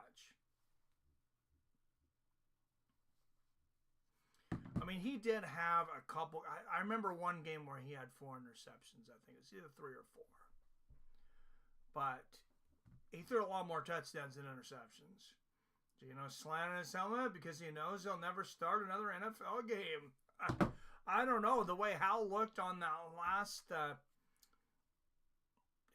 that last set of plays, that was not good. And this offensive line is not great. Seattle, They really need to address that for a really long time. Like, I cannot remember the last time we had a good offensive line. Honestly, I think Sean Alexander was running back the last time we had a really good offensive line.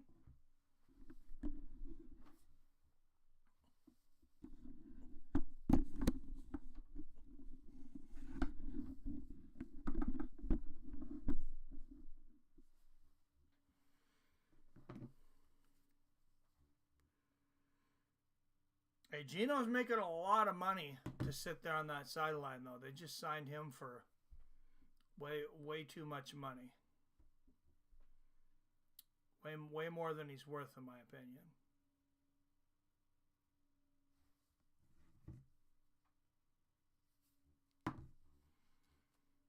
I mean, why don't we just go throw in 50-year-old Doug Flutie? And the Hawks will kick off to Green Bay. They will down it in the end zone. So I'll take it at the 30.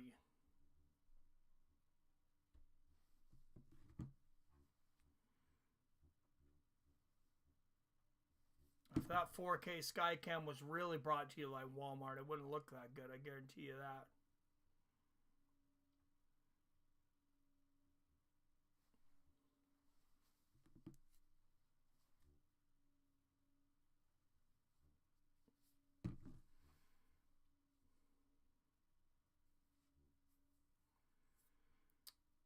All right, 6:20 left in the third, and you see that Packers have made just the second least amount of changes on their offensive line of any team this season. And Love back fakes the handoff. He's got time. He's going to fling it. And there is a flag. Oh, Jesus, of course. That on Joby again.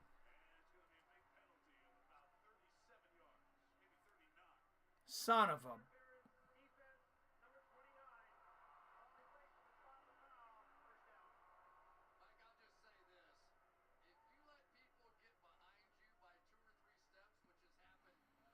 That looked like more pass interference on the receiver than the defender. There was Watson that was grabbing him.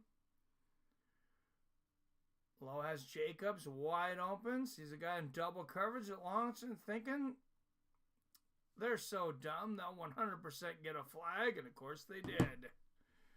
Yeah, 108 yards and penalties to 17 for Green Bay on top of all the crappy plays here. 6:14 left in the third. And there's the pitch back to Jacobs, and Seattle stopping for a loss there. Yeah, and for all of the stats going against Seattle here, it's actually kind of amazing they're only down 2 scores.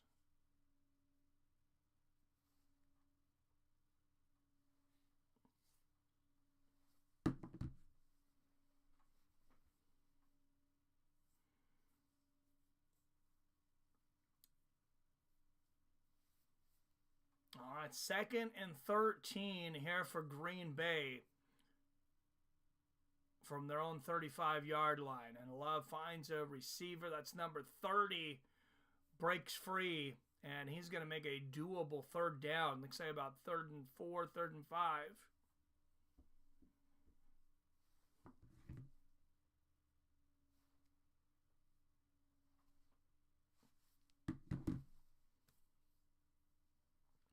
Third and 4. Another big defensive play here for Seattle needed. Green Bay's within field goal range here. I'm pretty sure. Yeah, 26-yard line, that's within field goal range. 3rd and 4. Green Bay on the Seahawks 26-yard line. Love back. Will he get a pass interference? No, he will not. And that is incomplete. Oh, wait, did he fucking catch that?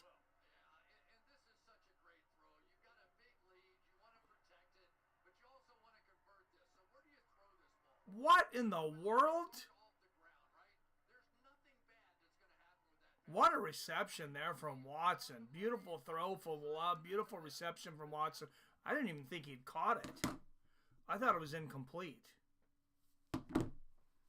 Well, damn.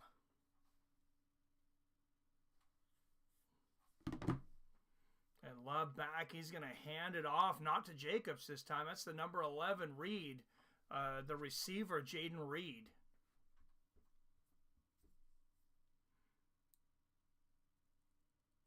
Picks up another big play. 2nd and 5 for the Packers. They can get a first down just short of the goal line here.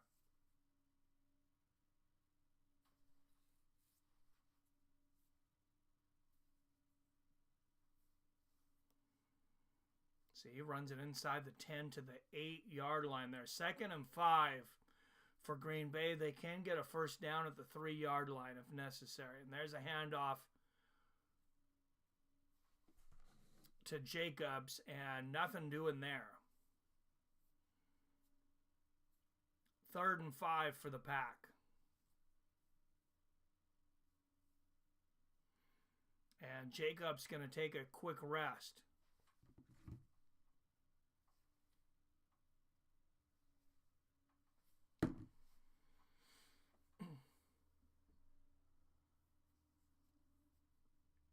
.250 left in the 3rd quarter. 3rd and 5 for the Packers, leading 20-6 on their own 9-yard line, or on the Seahawks yard line, excuse me. And there's a flag on the play immediately. That might be offsides on the Hawks.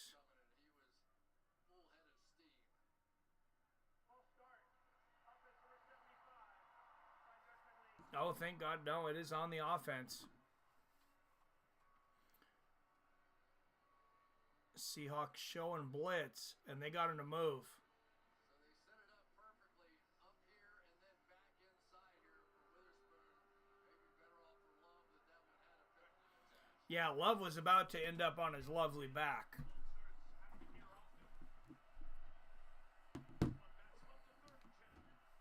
3rd and 10 for Green Bay. They kind of actually got lucky on that play that they were offsides. Love back, blitz coming again, finds a receiver. There's number 9, so they got some thinking to do. 4th here, it looks like about 4th and 2. They can get a first down at the 3-yard line. Do they go for it, or do they kick the field goal?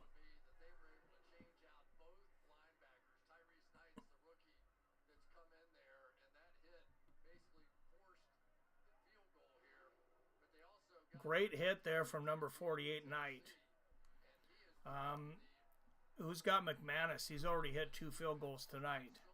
Whoever's got McManus on their fantasy team. He's about to put up number 3. And it is good. And the Packers back to a 17-point lead, 23-6.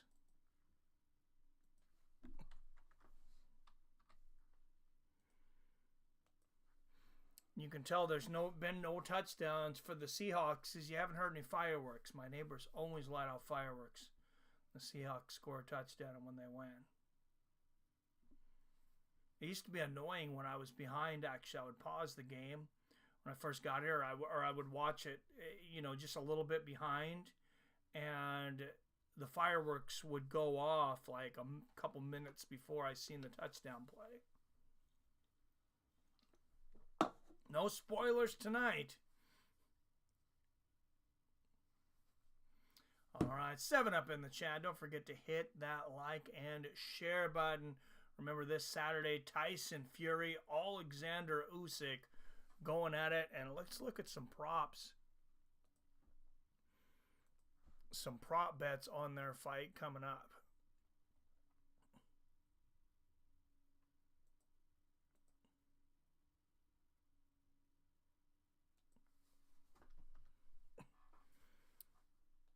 So Usyk by knockout is plus 275. Usyk by decision plus 155. Only plus 1,400 on a draw. That seems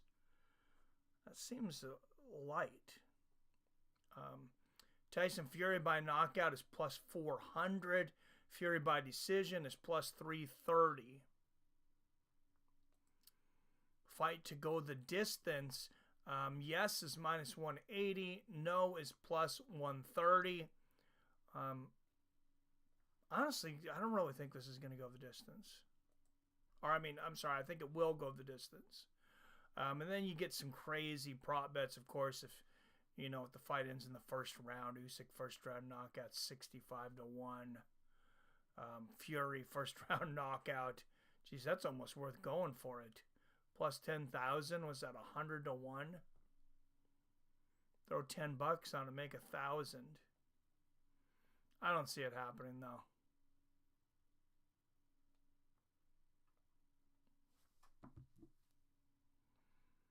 No way to incorporate a game clock. Would be tough given how frequently the clock stops. Yeah, no, not really. Yeah, I don't understand it could be done without direct broadcast connection. Yeah, it'd be really hard.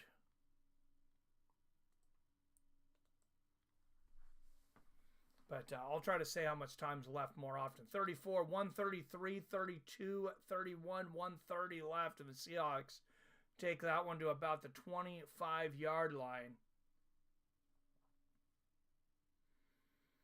And we'll see if it's still Sam Howell or if Geno Smith's still out. See him slamming his helmet.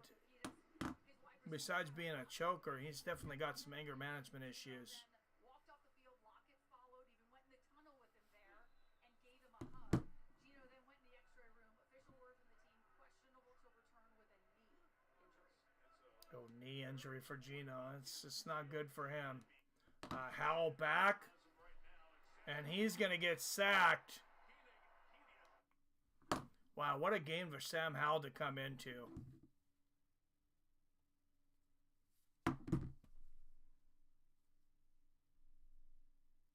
Packers right all over Sam Howell.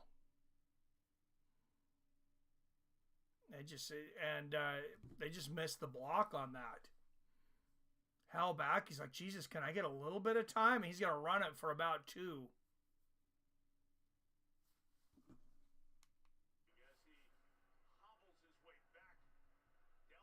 There's Geno hobbling it back up at the sideline.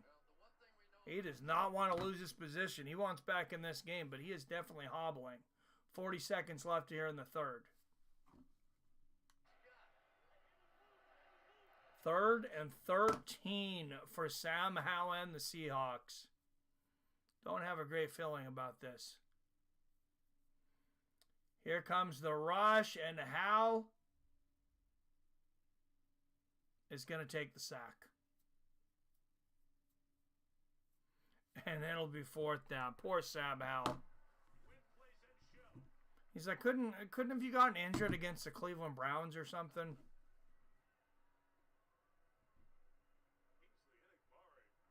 And that'll be 4th and 16 for the Hawks as they'll be forced to punt. I almost wonder if Michael McDonald is just not rushing here because he's like, hey, you know, this game's not going so great, but let's just see what Howell can do. Let's have him keep passing. All right, beginning of the 4th quarter when we come back.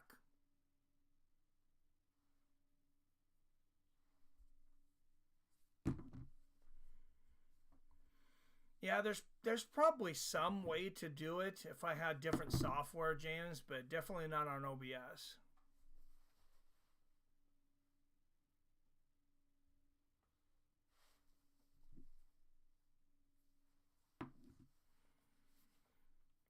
All right, guys, I mentioned next week, Tyson Fury, Alexander Usyk, and then New Year's Eve, the next week after that, Ryzen. 3 world championships on the line. Flyweight, featherweight, and lightweight, all on the big New Year's Eve extravaganza. I mean, nobody does it better than Ryzen. That's when they bring out like the old school type Pride, shows, all the festivities, and it's a long ass show though.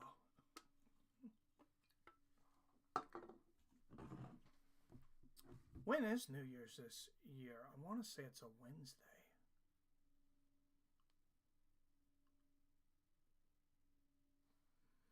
Yeah, New Year's Day is a Wednesday. New Year's Eve is a Tuesday. New Year's Day is a Wednesday.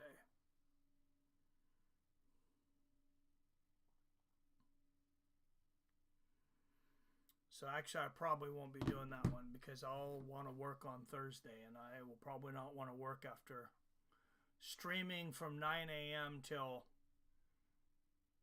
Oh, it might be over by the time I had to start work at 6. Might not be. They're long shows. I'll be falling asleep walking out the door.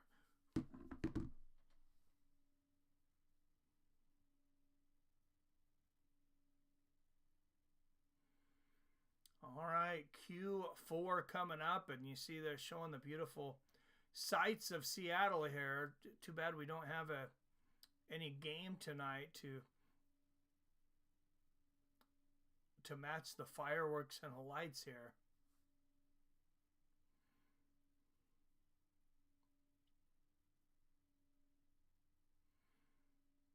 And there's a punt. And, oh, of course, the Packers are going to bring it to about the 43-yard line. Of course they are. Come on, Hawks. Maybe the defense can score here.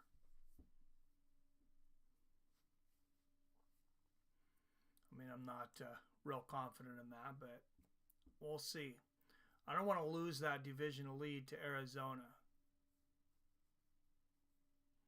We do have the tiebreaker, though. I believe we beat Arizona. No, it's not Arizona. I'm sorry, it's the Rams. Rams will be tied with us for the division if we lose.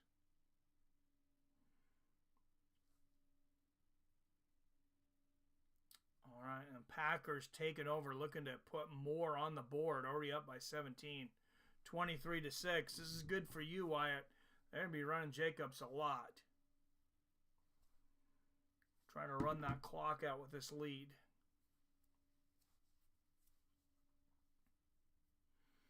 And there's the snap, and there is Jacobs, and he picks up about 2 yards. Need to get the ball back in the hands of somebody, back in the hands of DK Metcalf somehow.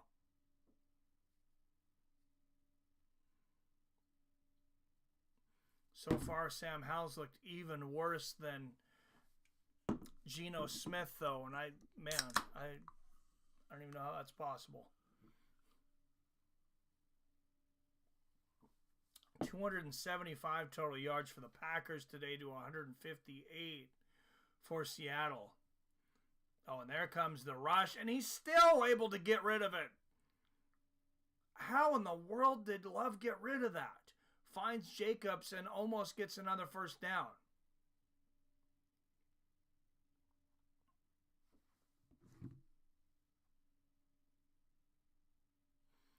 Jacobs was rushed for negative 8 yards so far in the second half. That catch helps. Oh, they're going to give it to him more now, though. 3rd and 3.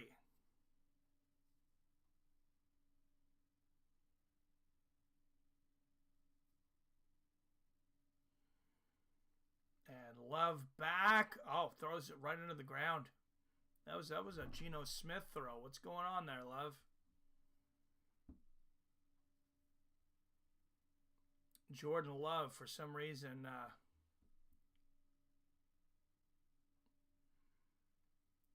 oh, that's right. Actually, Watson should have caught that. Never mind. That was so quick. I didn't notice it. 4th and 3. Packers are looking like they're going to go for it. I'm guessing it's a hard count. They're just going to try and draw him, but maybe they will.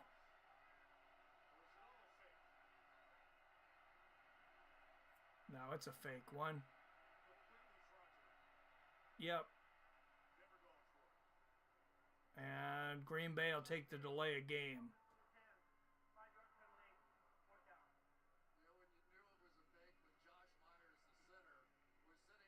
It's like you gotta try, though. Sometimes it works. Sometimes it works. Not generally on the road. But yeah, sometimes it works. I need DK Metcalf to get some yards, or I'm in danger of losing my fantasy game this week. That's what I need, and I don't know if Sam Howell is capable of getting the ball in anyone's hands. Howell has great field position here. Let's see what he can do with it. He needs some protection for one thing. Oh yeah, great fucking field position. Inside the 5-yard line on the 3. So back to the end zone. This is where Geno likes it. This is where Geno would give up either a sack or a fumble.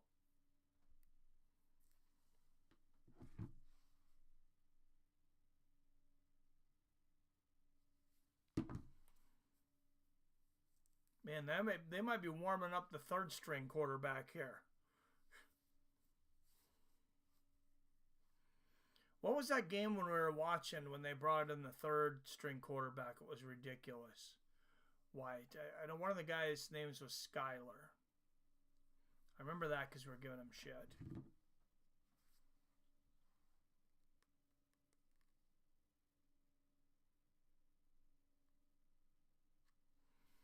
Yeah, what a rough game. I'm glad it's not a playoff game yet. Seahawks have got a lot of adjustments to make, and God, like, I don't know. Maybe I want Geno to come back after we've seen how Hal's been doing so far. That was the Dolphins. Thank you. Okay. Didn't somebody lose to the Dolphins today? How does that happen? Oh yeah, because it's Tua. It's your quarterback Tua. They got like 1 point today.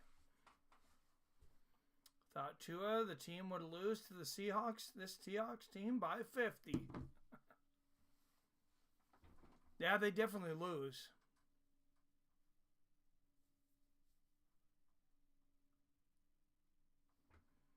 But yeah, I don't know. I did not expect the Seahawks, I don't think, to get smoked like this. I knew it was going to be a tough game for them.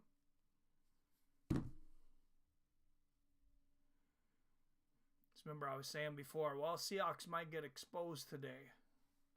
And that's kind of what happened.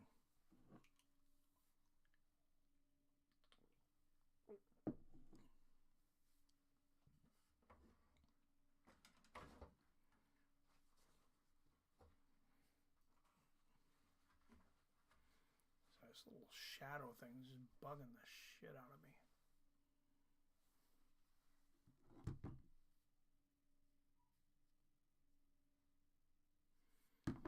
Packers defense, unblocked pressures 3 today, sacks on non-blitzes 5 for a season high. 5 sacks on non-blitzes. That's ridiculous. Massa, what a reception by Charbonnet. How are you ahead of me? Oh my goodness, right off his hands. You bastard, Charbonnet. Sam Howell's just like, dude, come on. Trying to come in here and get something going. Can you catch the ball when I hit you on the hands?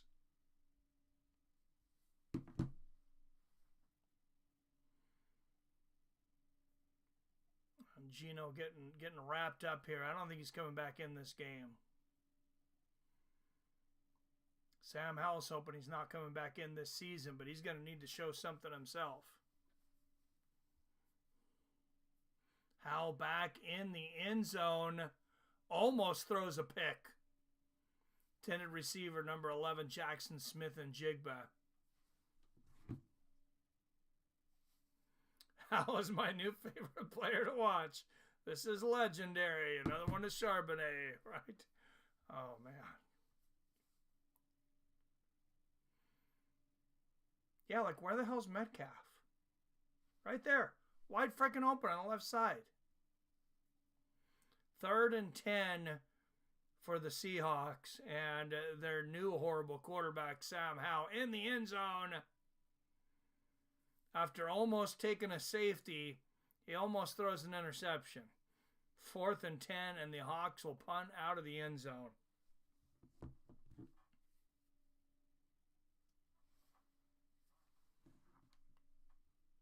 Wow. Even the Seahawk mascot looking depressed on the sidelines. He's back though. Look, he's bouncing back there now. His enthusiasm again. Yeah, Dixon's ready to punt.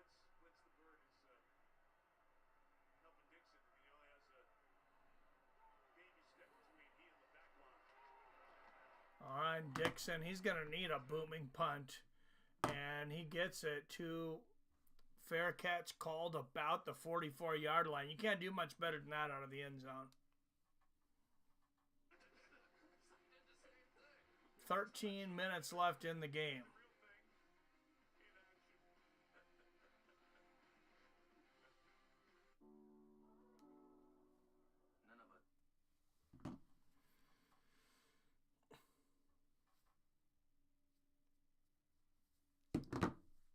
All right, Packers will take over, looking to add to their 23-6 lead.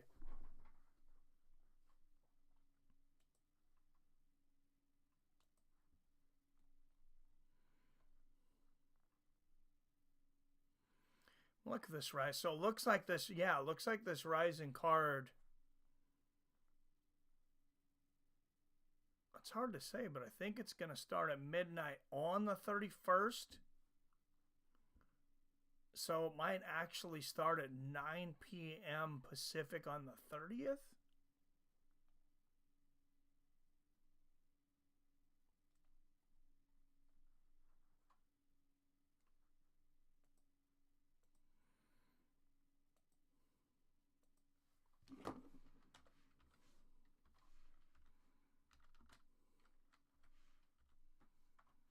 I don't even know how to watch it, though, now that I think about it. Looks like Pat got Hawks offense figured out. I think so. I really want to see the third stringer now. How much more entertaining can this get? I don't even know who the third stringer is.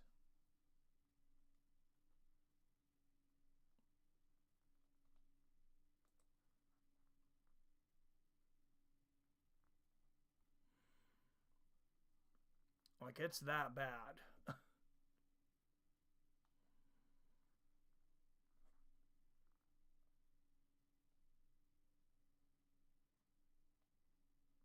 I suppose I could probably figure it out, though.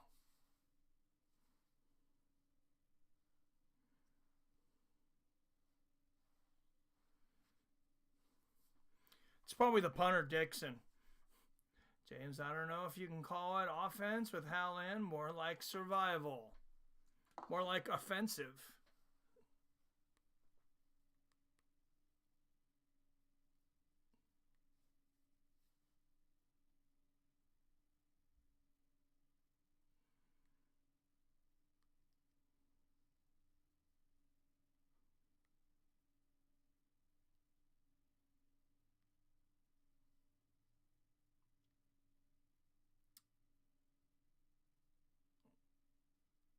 All right, Jaron Hal is the third string quarterback for the Seattle Seahawks. 26 years old, a third stringer in the NFL, so you know he's got to be great. Played for BYU College, so probably got on the team because Daddy was a Mormon minister. James, I don't know. Oh, yeah. Never seen Hal play. He got any potential. Rookie year with the Commanders, he threw 21 touchdowns. He just also had 21 interceptions. Oh, and there's a fumble, I believe. And the Seahawks have it. That's a fumble for Jacobs. And finally, the ball bounces the Seahawks' way. They're down by 17 with 12:44 left. Let's see if they can get a quick score. Oh, look at that. It's literally a right hook. He punched the ball out. Wow, he literally just punched the ball with the right hook and knocked it out of Jacobs' hands. Jacobs minus 1.8 points so far in this second half.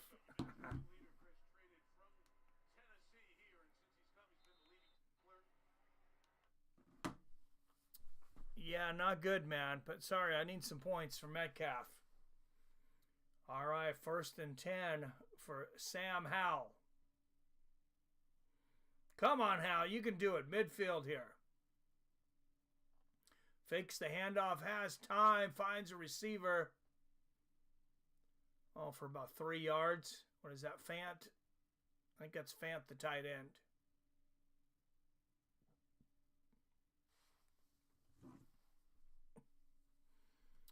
The throw by Hal, the legend continues, right? I swear Bears had a Hal in postseason. I don't know, different one though. Hal back, has time. Oh man, he just about threw an interception. 3rd and 5. Is DK invisible tonight, right? Apparently, he can't see him. His jersey's too dark. Can't see it at night. 3rd and 5, Hal back, pressure coming, and there he finds Jaxon Smith Njigba, who gets a 1st down and more inside the 30. And now Hal's looking a little more confident. At least he's calling plays at the line of scrimmage. 20 Seahawks on their own 28-yard line. And there's another reception. That's Jaxon Smith Njigba again. See, DK lines up the same side as Jaxon, so Jaxon ends up open all the time. Eventually, maybe DK will end up open if Smith catches enough passes. 2nd and 6. Hal's going to hand it off to Charbonnet, who picks up a 1st down and more. Inside the 10, the 5. Touchdown, Seattle. Zach Charbonnet with the touchdown. The one player I didn't need to get a touchdown, though, Wyatt, because I'm going against Greg's wife, and she's got Zach Charbonnet on her team. I was actually kind of happy that he wasn't having a very good game. We'll take it, though. Actually, great blocking there. Oh, I think he was out at the 1-yard line. You better. Oh, no, he's in. All right, and with the kick, we got a 10-point ball game.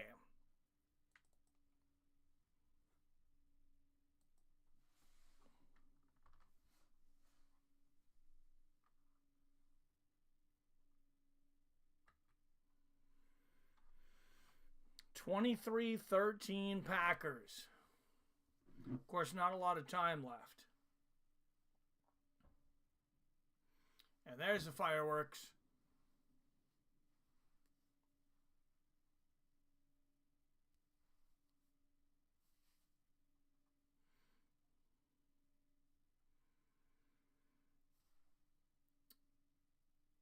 Yeah, and Geno's going to might miss out on his 4,000-yard season.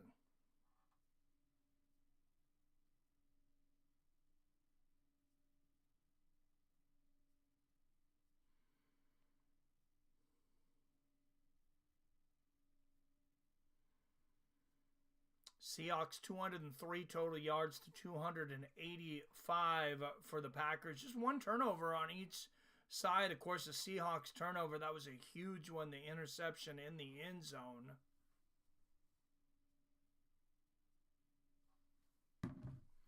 All right, I'm going to take a quick restroom break. They keep having all these commercial breaks.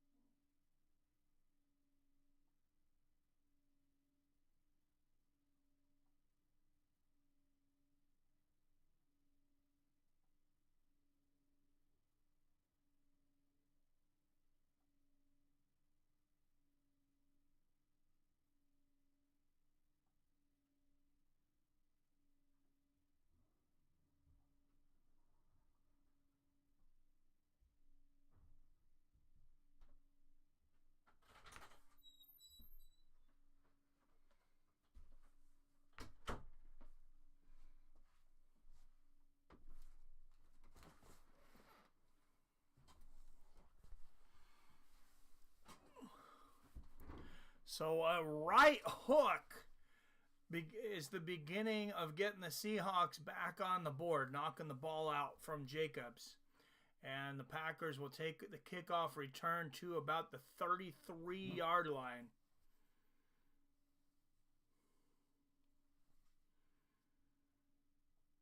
Mikey intent on covering Monday Night Football tomorrow. Who's playing? Final regular season game for Fights of Friends. Monday Night Football would be a good one to cover. Vikings and Bears.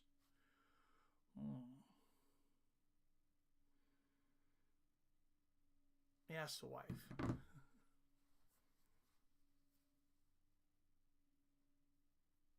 If she has anything going on. All right, Packers with the ball on the 33-yard line. And they're going to hand it to Jacobs. He picks up about 2 yards, maybe 3.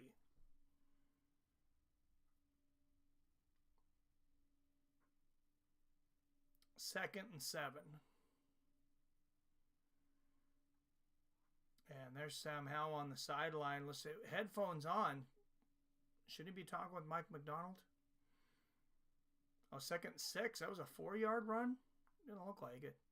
All right, 10:40 left. Jacobs just averaging just 1.1 yard per rush here in the second half.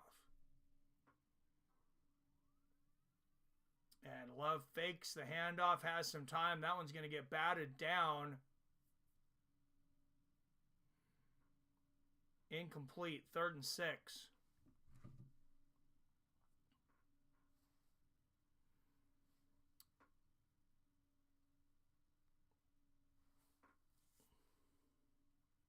I mean, we haven't even hit double digits tonight. It's kind of like I'm a little hesitant, being that we've had so few people in here. I don't want to get penalized for spending 3 hours streaming, so yeah, I've got to think about it. I'm thinking probably not. 3rd and 6, Love back. Pressure coming, man. And he finally throws it away. So 4th and 6 for Green Bay. Great defensive play here for Seattle. Falcons and Raiders 2. What is there, two Monday night games? Green Bay collapsing, Swiat. They might. I still don't think they're going to lose this game, but we'll see. All right, 10:16 left. Seahawks still in this, down by 10, somehow, some way. And number 1 catches it again, gets a few blocks. It's to about the 33. And Sam Howell will take over with 10 minutes and 4 seconds left. I think he's probably a little shell-shocked right as he came in. But the Seahawks, one of the division leaders at 8-5. And you see, if they don't win the division, wild card, it's going to be tough. Minnesota 11-2, leading the first wild card spot. Green Bay in the second one at 9-4.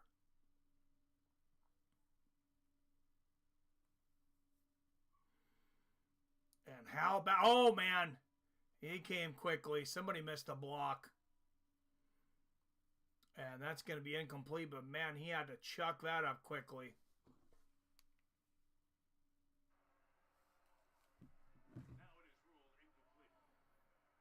Now they got 2 games for the end of the season for some reason, huh?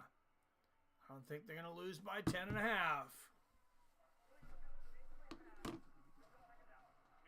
No, they might not.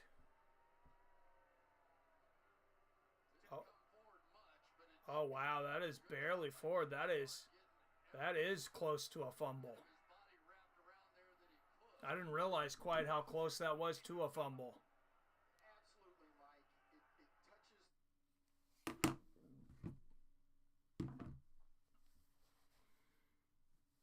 All right, 2nd and 10 here for the Hawks from their own 33. are shooting for the Green Bay 33. Is that how that works? No, I was calling it backwards there. They're on 33. Green Bay's going to challenge that was a forward pass. It was a forward pass. He throws it. Oh, it is very close.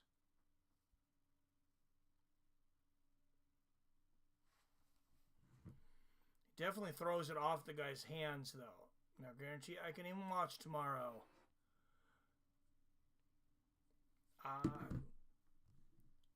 Yeah, like I said, I might end up watching the game and not streaming it just because we have almost nobody here tonight, which is fine. Like, I'm not complaining, but I don't want YouTube to penalize me for these small streams any more than, you know,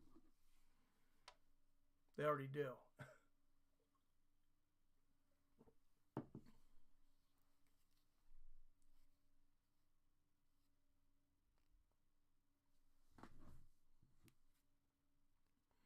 Be interesting if Hawks can nab a quick TD. Yeah, it could get real interesting.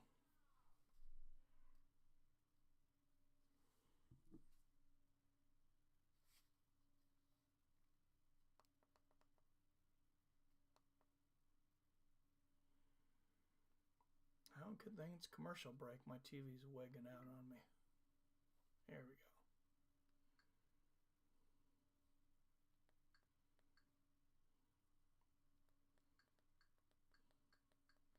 Oh, if we came back and won this game, I would have laughed my ass off.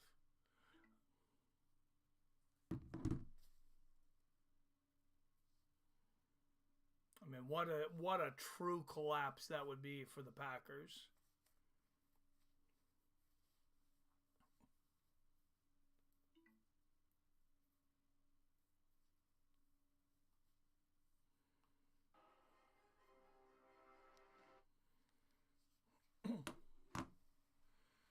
Well, that's kind of cool. You guys see that at the commercial break here? There's a thing you can click to hit watch key plays, so you can watch the highlights that have happened already in the game if you're coming in late. I like that.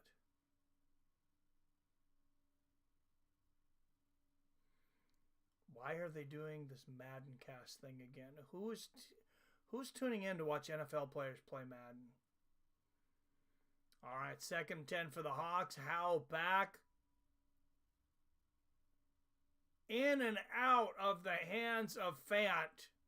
What is going on? 3rd and 10. Sam Howell 4 for 11 today for 19 yards. It's not going well for him. I don't recall Pat giving up any later leads this season. Not that I can remember. This is the biggest. Today was the biggest lead they've had at the half, though. 20-3. All right, Hal back, 3rd and 10. Finds number 87 Fant, but it's going to be short of a first down. That's about 4th and 4. There is a flag on the play, though.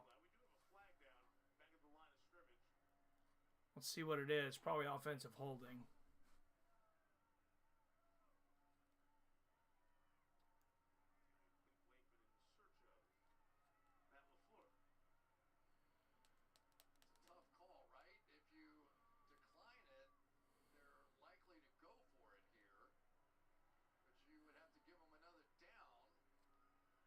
Oh, it is on the Hawks, yeah.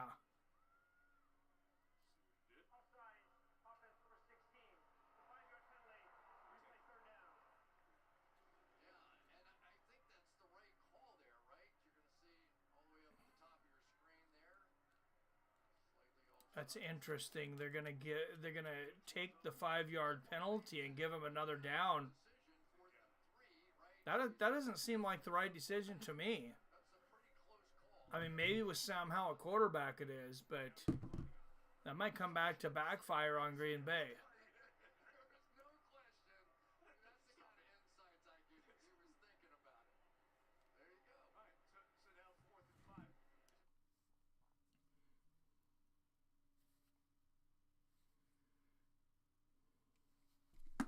Oh, and PBR Street Gang with the first donation of the night. Thank you, PBR.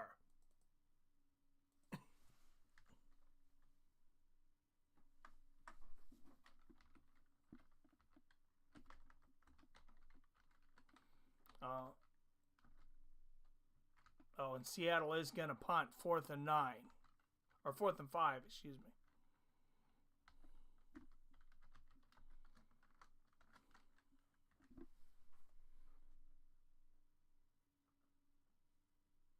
And what happened there?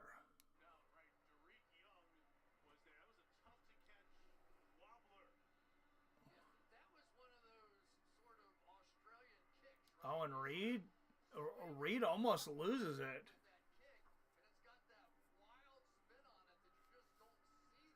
Yeah, it's in and out. Look at that, number 83 for Seattle, almost coming up with the ball.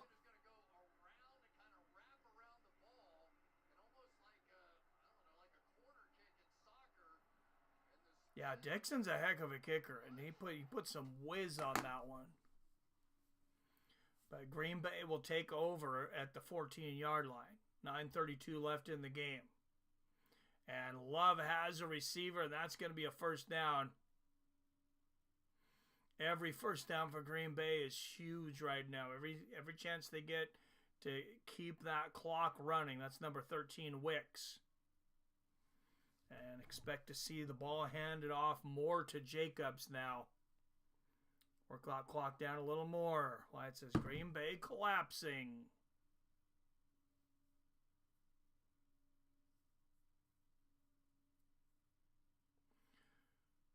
I don't know. I don't know if they will. We'll see. Wouldn't be the first time they've collapsed against the Seahawks.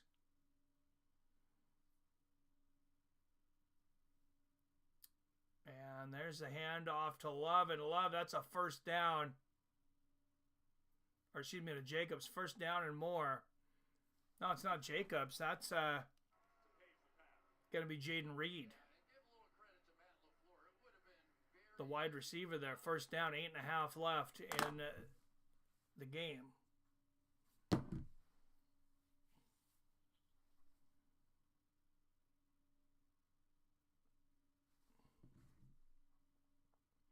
Just meant the fumbled punt. Yeah. Yeah, they just about lost it. You see 6.3 yards per play for the Packers tonight. Just 4.3 for the Hawks. You're not going to win many games when you have that kind of differential. And look at that, Jaden Reed to the outside once again for another first down.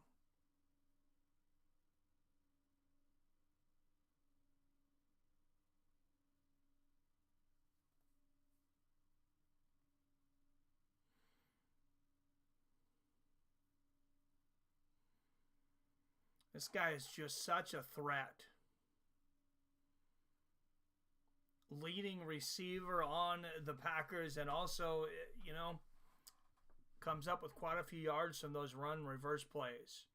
You know, Zach collapsed Metcalf. Yeah. He's doing nothing.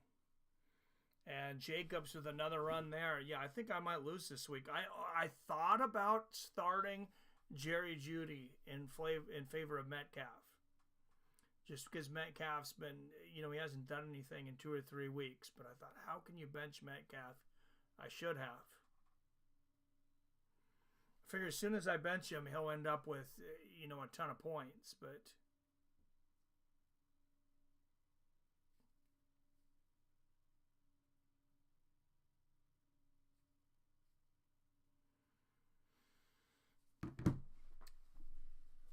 at 2nd and 6, and there is the handoff to Jacobs once again, just short of a first down. Going to bring up about 3rd and 2 for the Packers.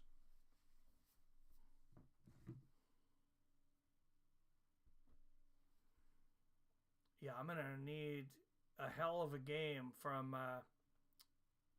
Justin Jefferson tomorrow on Monday night if I'm going to win this week.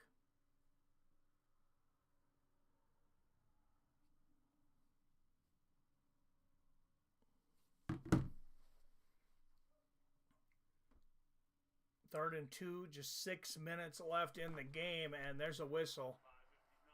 Second timeout called by the Packers.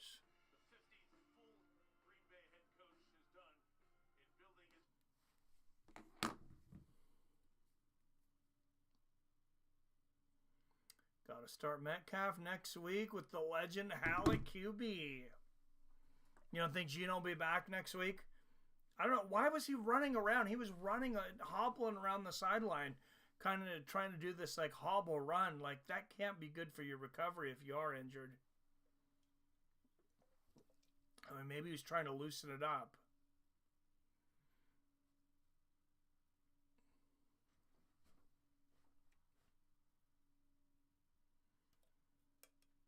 All right, 3rd and 2 here for Green Bay. I mean, Seattle, they really got to stop him here.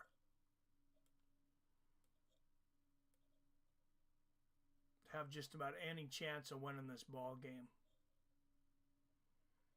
And Love back. Here comes the pressure. And nobody there. And no flags. So Green Bay will be forced to punt. Jefferson was always good for 100+ yards and 2 TDs against the Bears. And he should set it off tomorrow night. I want to see Geno, Terry Fox, Smith start next week.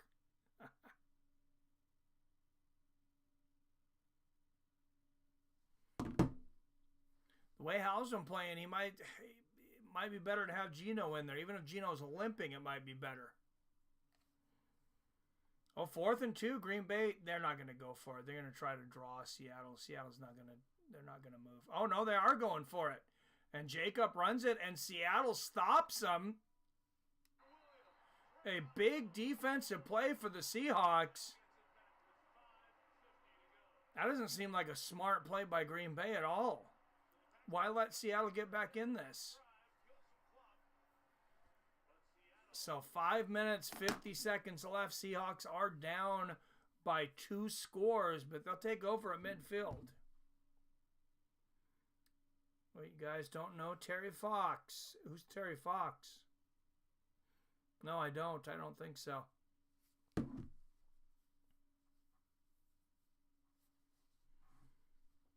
I think Ferry Fox plays for the Chicago Bears.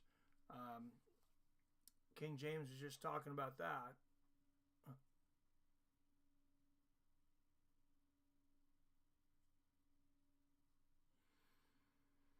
Yeah, Jefferson's going to need 100 yards and 2 touchdowns for me to win. Remember John Fox.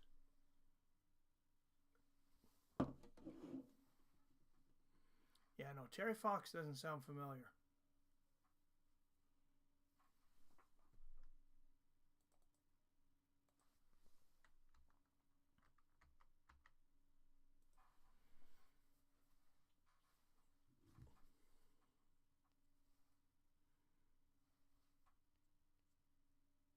All right, Wyatt's holding out on us. Who's Terry Fox? Oh, Terry Fox had his leg amputated from cancer. Oh, Jesus. Then he tried to run across Canada to raise money for cancer research, one of the most popular people in Canadian history. Oh, that's embarrassing. It's like one of your guys' most popular people ever, and wouldn't even know who he is. Oh, yeah, I know who Terry Fox is. He's that guy who had his leg amputated, right? Like ran across Canada to raise money for cancer research. No, that does sound somewhat familiar, honestly, now that you say that.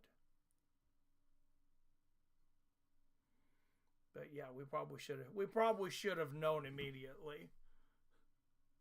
I remember him, but didn't remember his name. Yeah, that's what I remember hearing about it. I just didn't know the name.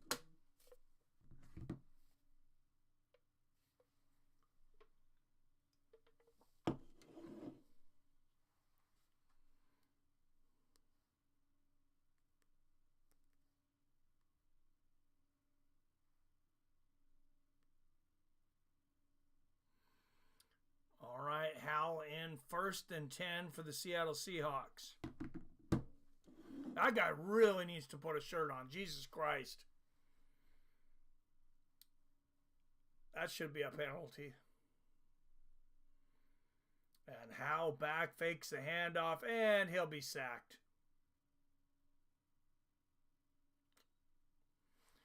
Oh, man. Anyone he ran into in the early 80s with a crappy wooden leg, lost his right Like right at the hip and hobbled the whole way. Oh, damn. Sam Howell. Oh, and there is a rocket and an interception.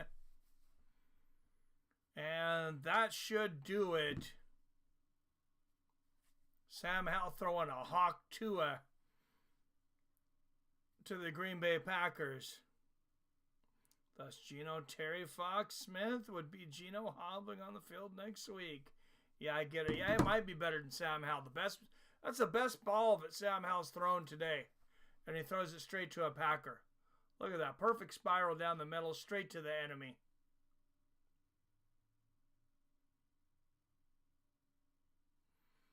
You frickin' retard, Howell.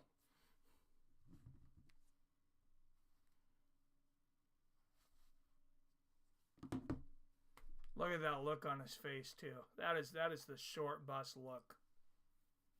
You son of a bitch, Sam. I'm going to start calling him Short Bus Sam now.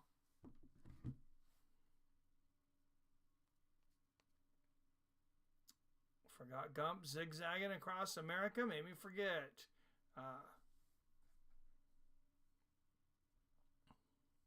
Few more yards there for Jacobs, though. A few more points for you. Wyatt, are you winning? I haven't looked, but are you beating Casey yet?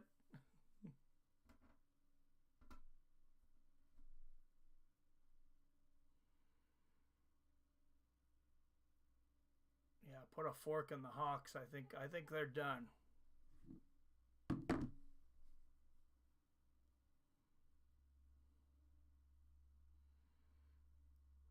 Hawks called their first time out here. Somehow it's so fun to watch in the short amount of time that he has the ball.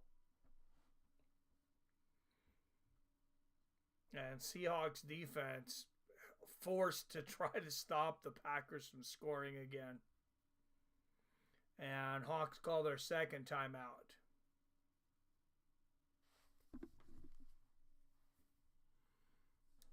Not against Casey. I had to beat Evan to confirm a playoff spot. Oh, I thought you were against Casey. I thought you said you were against Casey. Okay. All right. Then I hope you lose. I can't root against my nephew.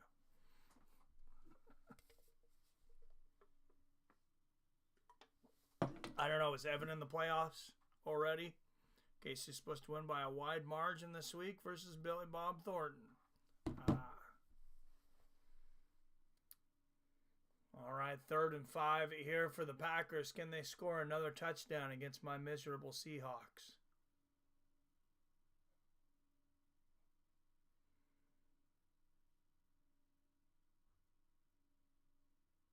And what is this?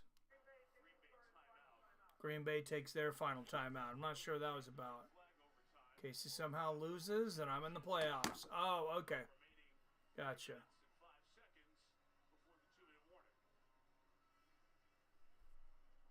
Otherwise, you're not. Well, the Rams Okay. have to be in a good mood watching this thing unfold out here. They have played tough as of late.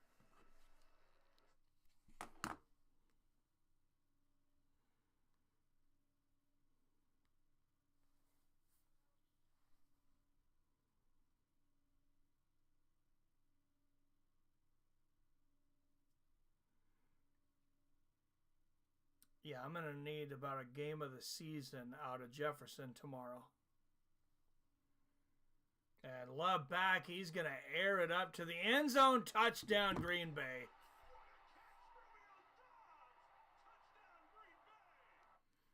Romeo Doubs with a touchdown in the back of the end zone. So, hey, we get to see Sam Howell again. They scored quickly. So there you go. I was thinking about ending it, Wyatt, but now we get to see Sam Howell again. So why the hell not? Let's go. If Casey wins, then I have to beat Evan. Okay. You can lose by 10,000 points and still make the playoffs. Yeah, but I want to win. Like, it's close. I need Jefferson to... I don't want to go into the playoffs limping. 13-2.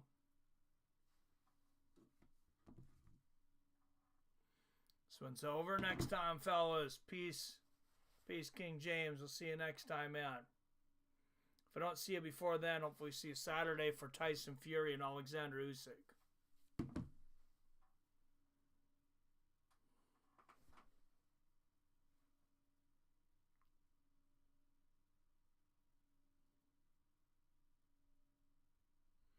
Yeah, just a bullet of a pass from Lev. Guy's a great quarterback. I did not realize how good of a quarterback he was. Dude's got a hell of an arm.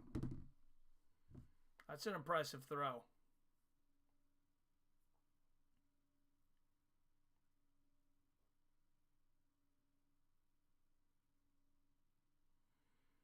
Impressive throw, impressive catch.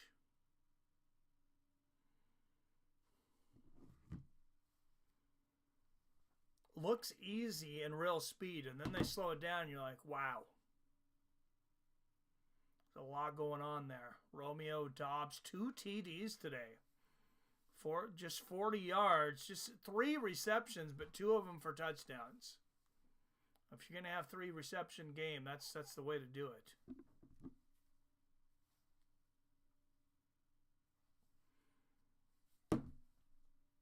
All right, here we go. The return of Sam Howell. He's coming, and he's mad. He's mad Green Bay had intercepted that last pass.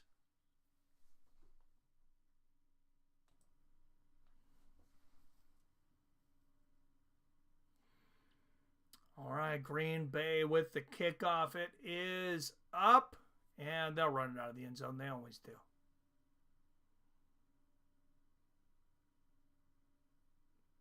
Oh, to the 30, to almost the 35.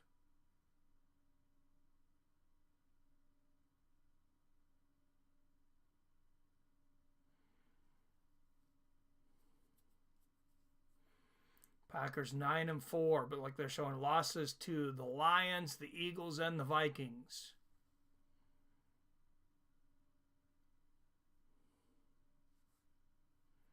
Three of 4 losses by 1 score.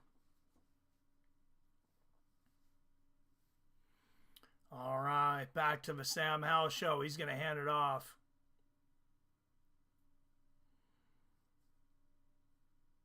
That's not even Charbonnet. That's, what is that running there? That's McLaughlin, I think.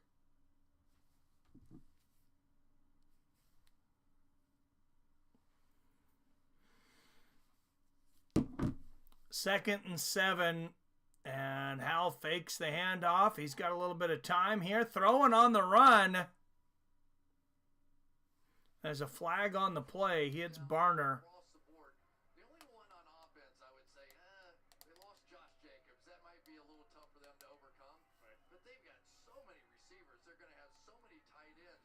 Jordan Love. And don't forget Malik Willis came in here weeks 2 and 3 and won games as the backup quarterback. So a very deep roster as well. Penalty flag down. Clete Blakeman, who worked Super Bowl 50, will have the call here. Illegal formation, offense number 16. Oh, of course it's on the Hawks. What's that, like 200 yards in penalties tonight, too? We bring up working the Super Bowl because a man who worked 3 Super Bowls. Packers are like, we just forget about it. Just forget about the penalty. It's fine. Just keep going. We don't need it.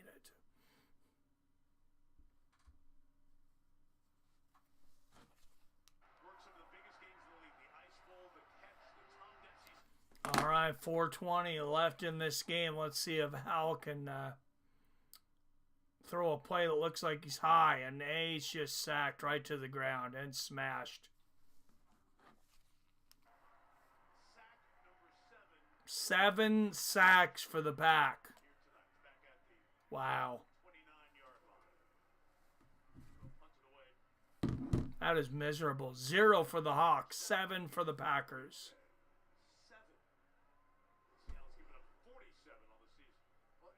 You really going to punt this down 17? Jair Alexander's about to come back. Their best cover corner. You're down 17. How are you going to punt this? Second-round star in Javon Bullard in that slot position. 4th and 14. There's 3:35 left in the entire fucking game. You're down by 17. How in the hell are you punting this? Be That tells me that the Seahawks have more faith that their defense will create a turnover than they do that Sam Howell will score. Oh, Jesus. Packers not known for having a good pass rush. Seahawks, hold my beer. All right, if they're going to punt that, I'm out. All right, thanks everybody for watching tonight. Looks like final score probably going to be 30-13 Packers. They got this anyways, clinching a playoff spot. Green Bay Packers should take the first wild card spot. Seahawks now tied for the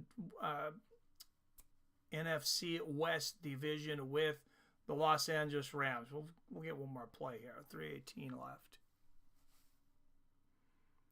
That's a handoff to Jacobs for about 3. All right, guys. Thanks, everybody, for tuning in. I will see your fine asses on Saturday for Tyson Fury versus Alexander Usyk.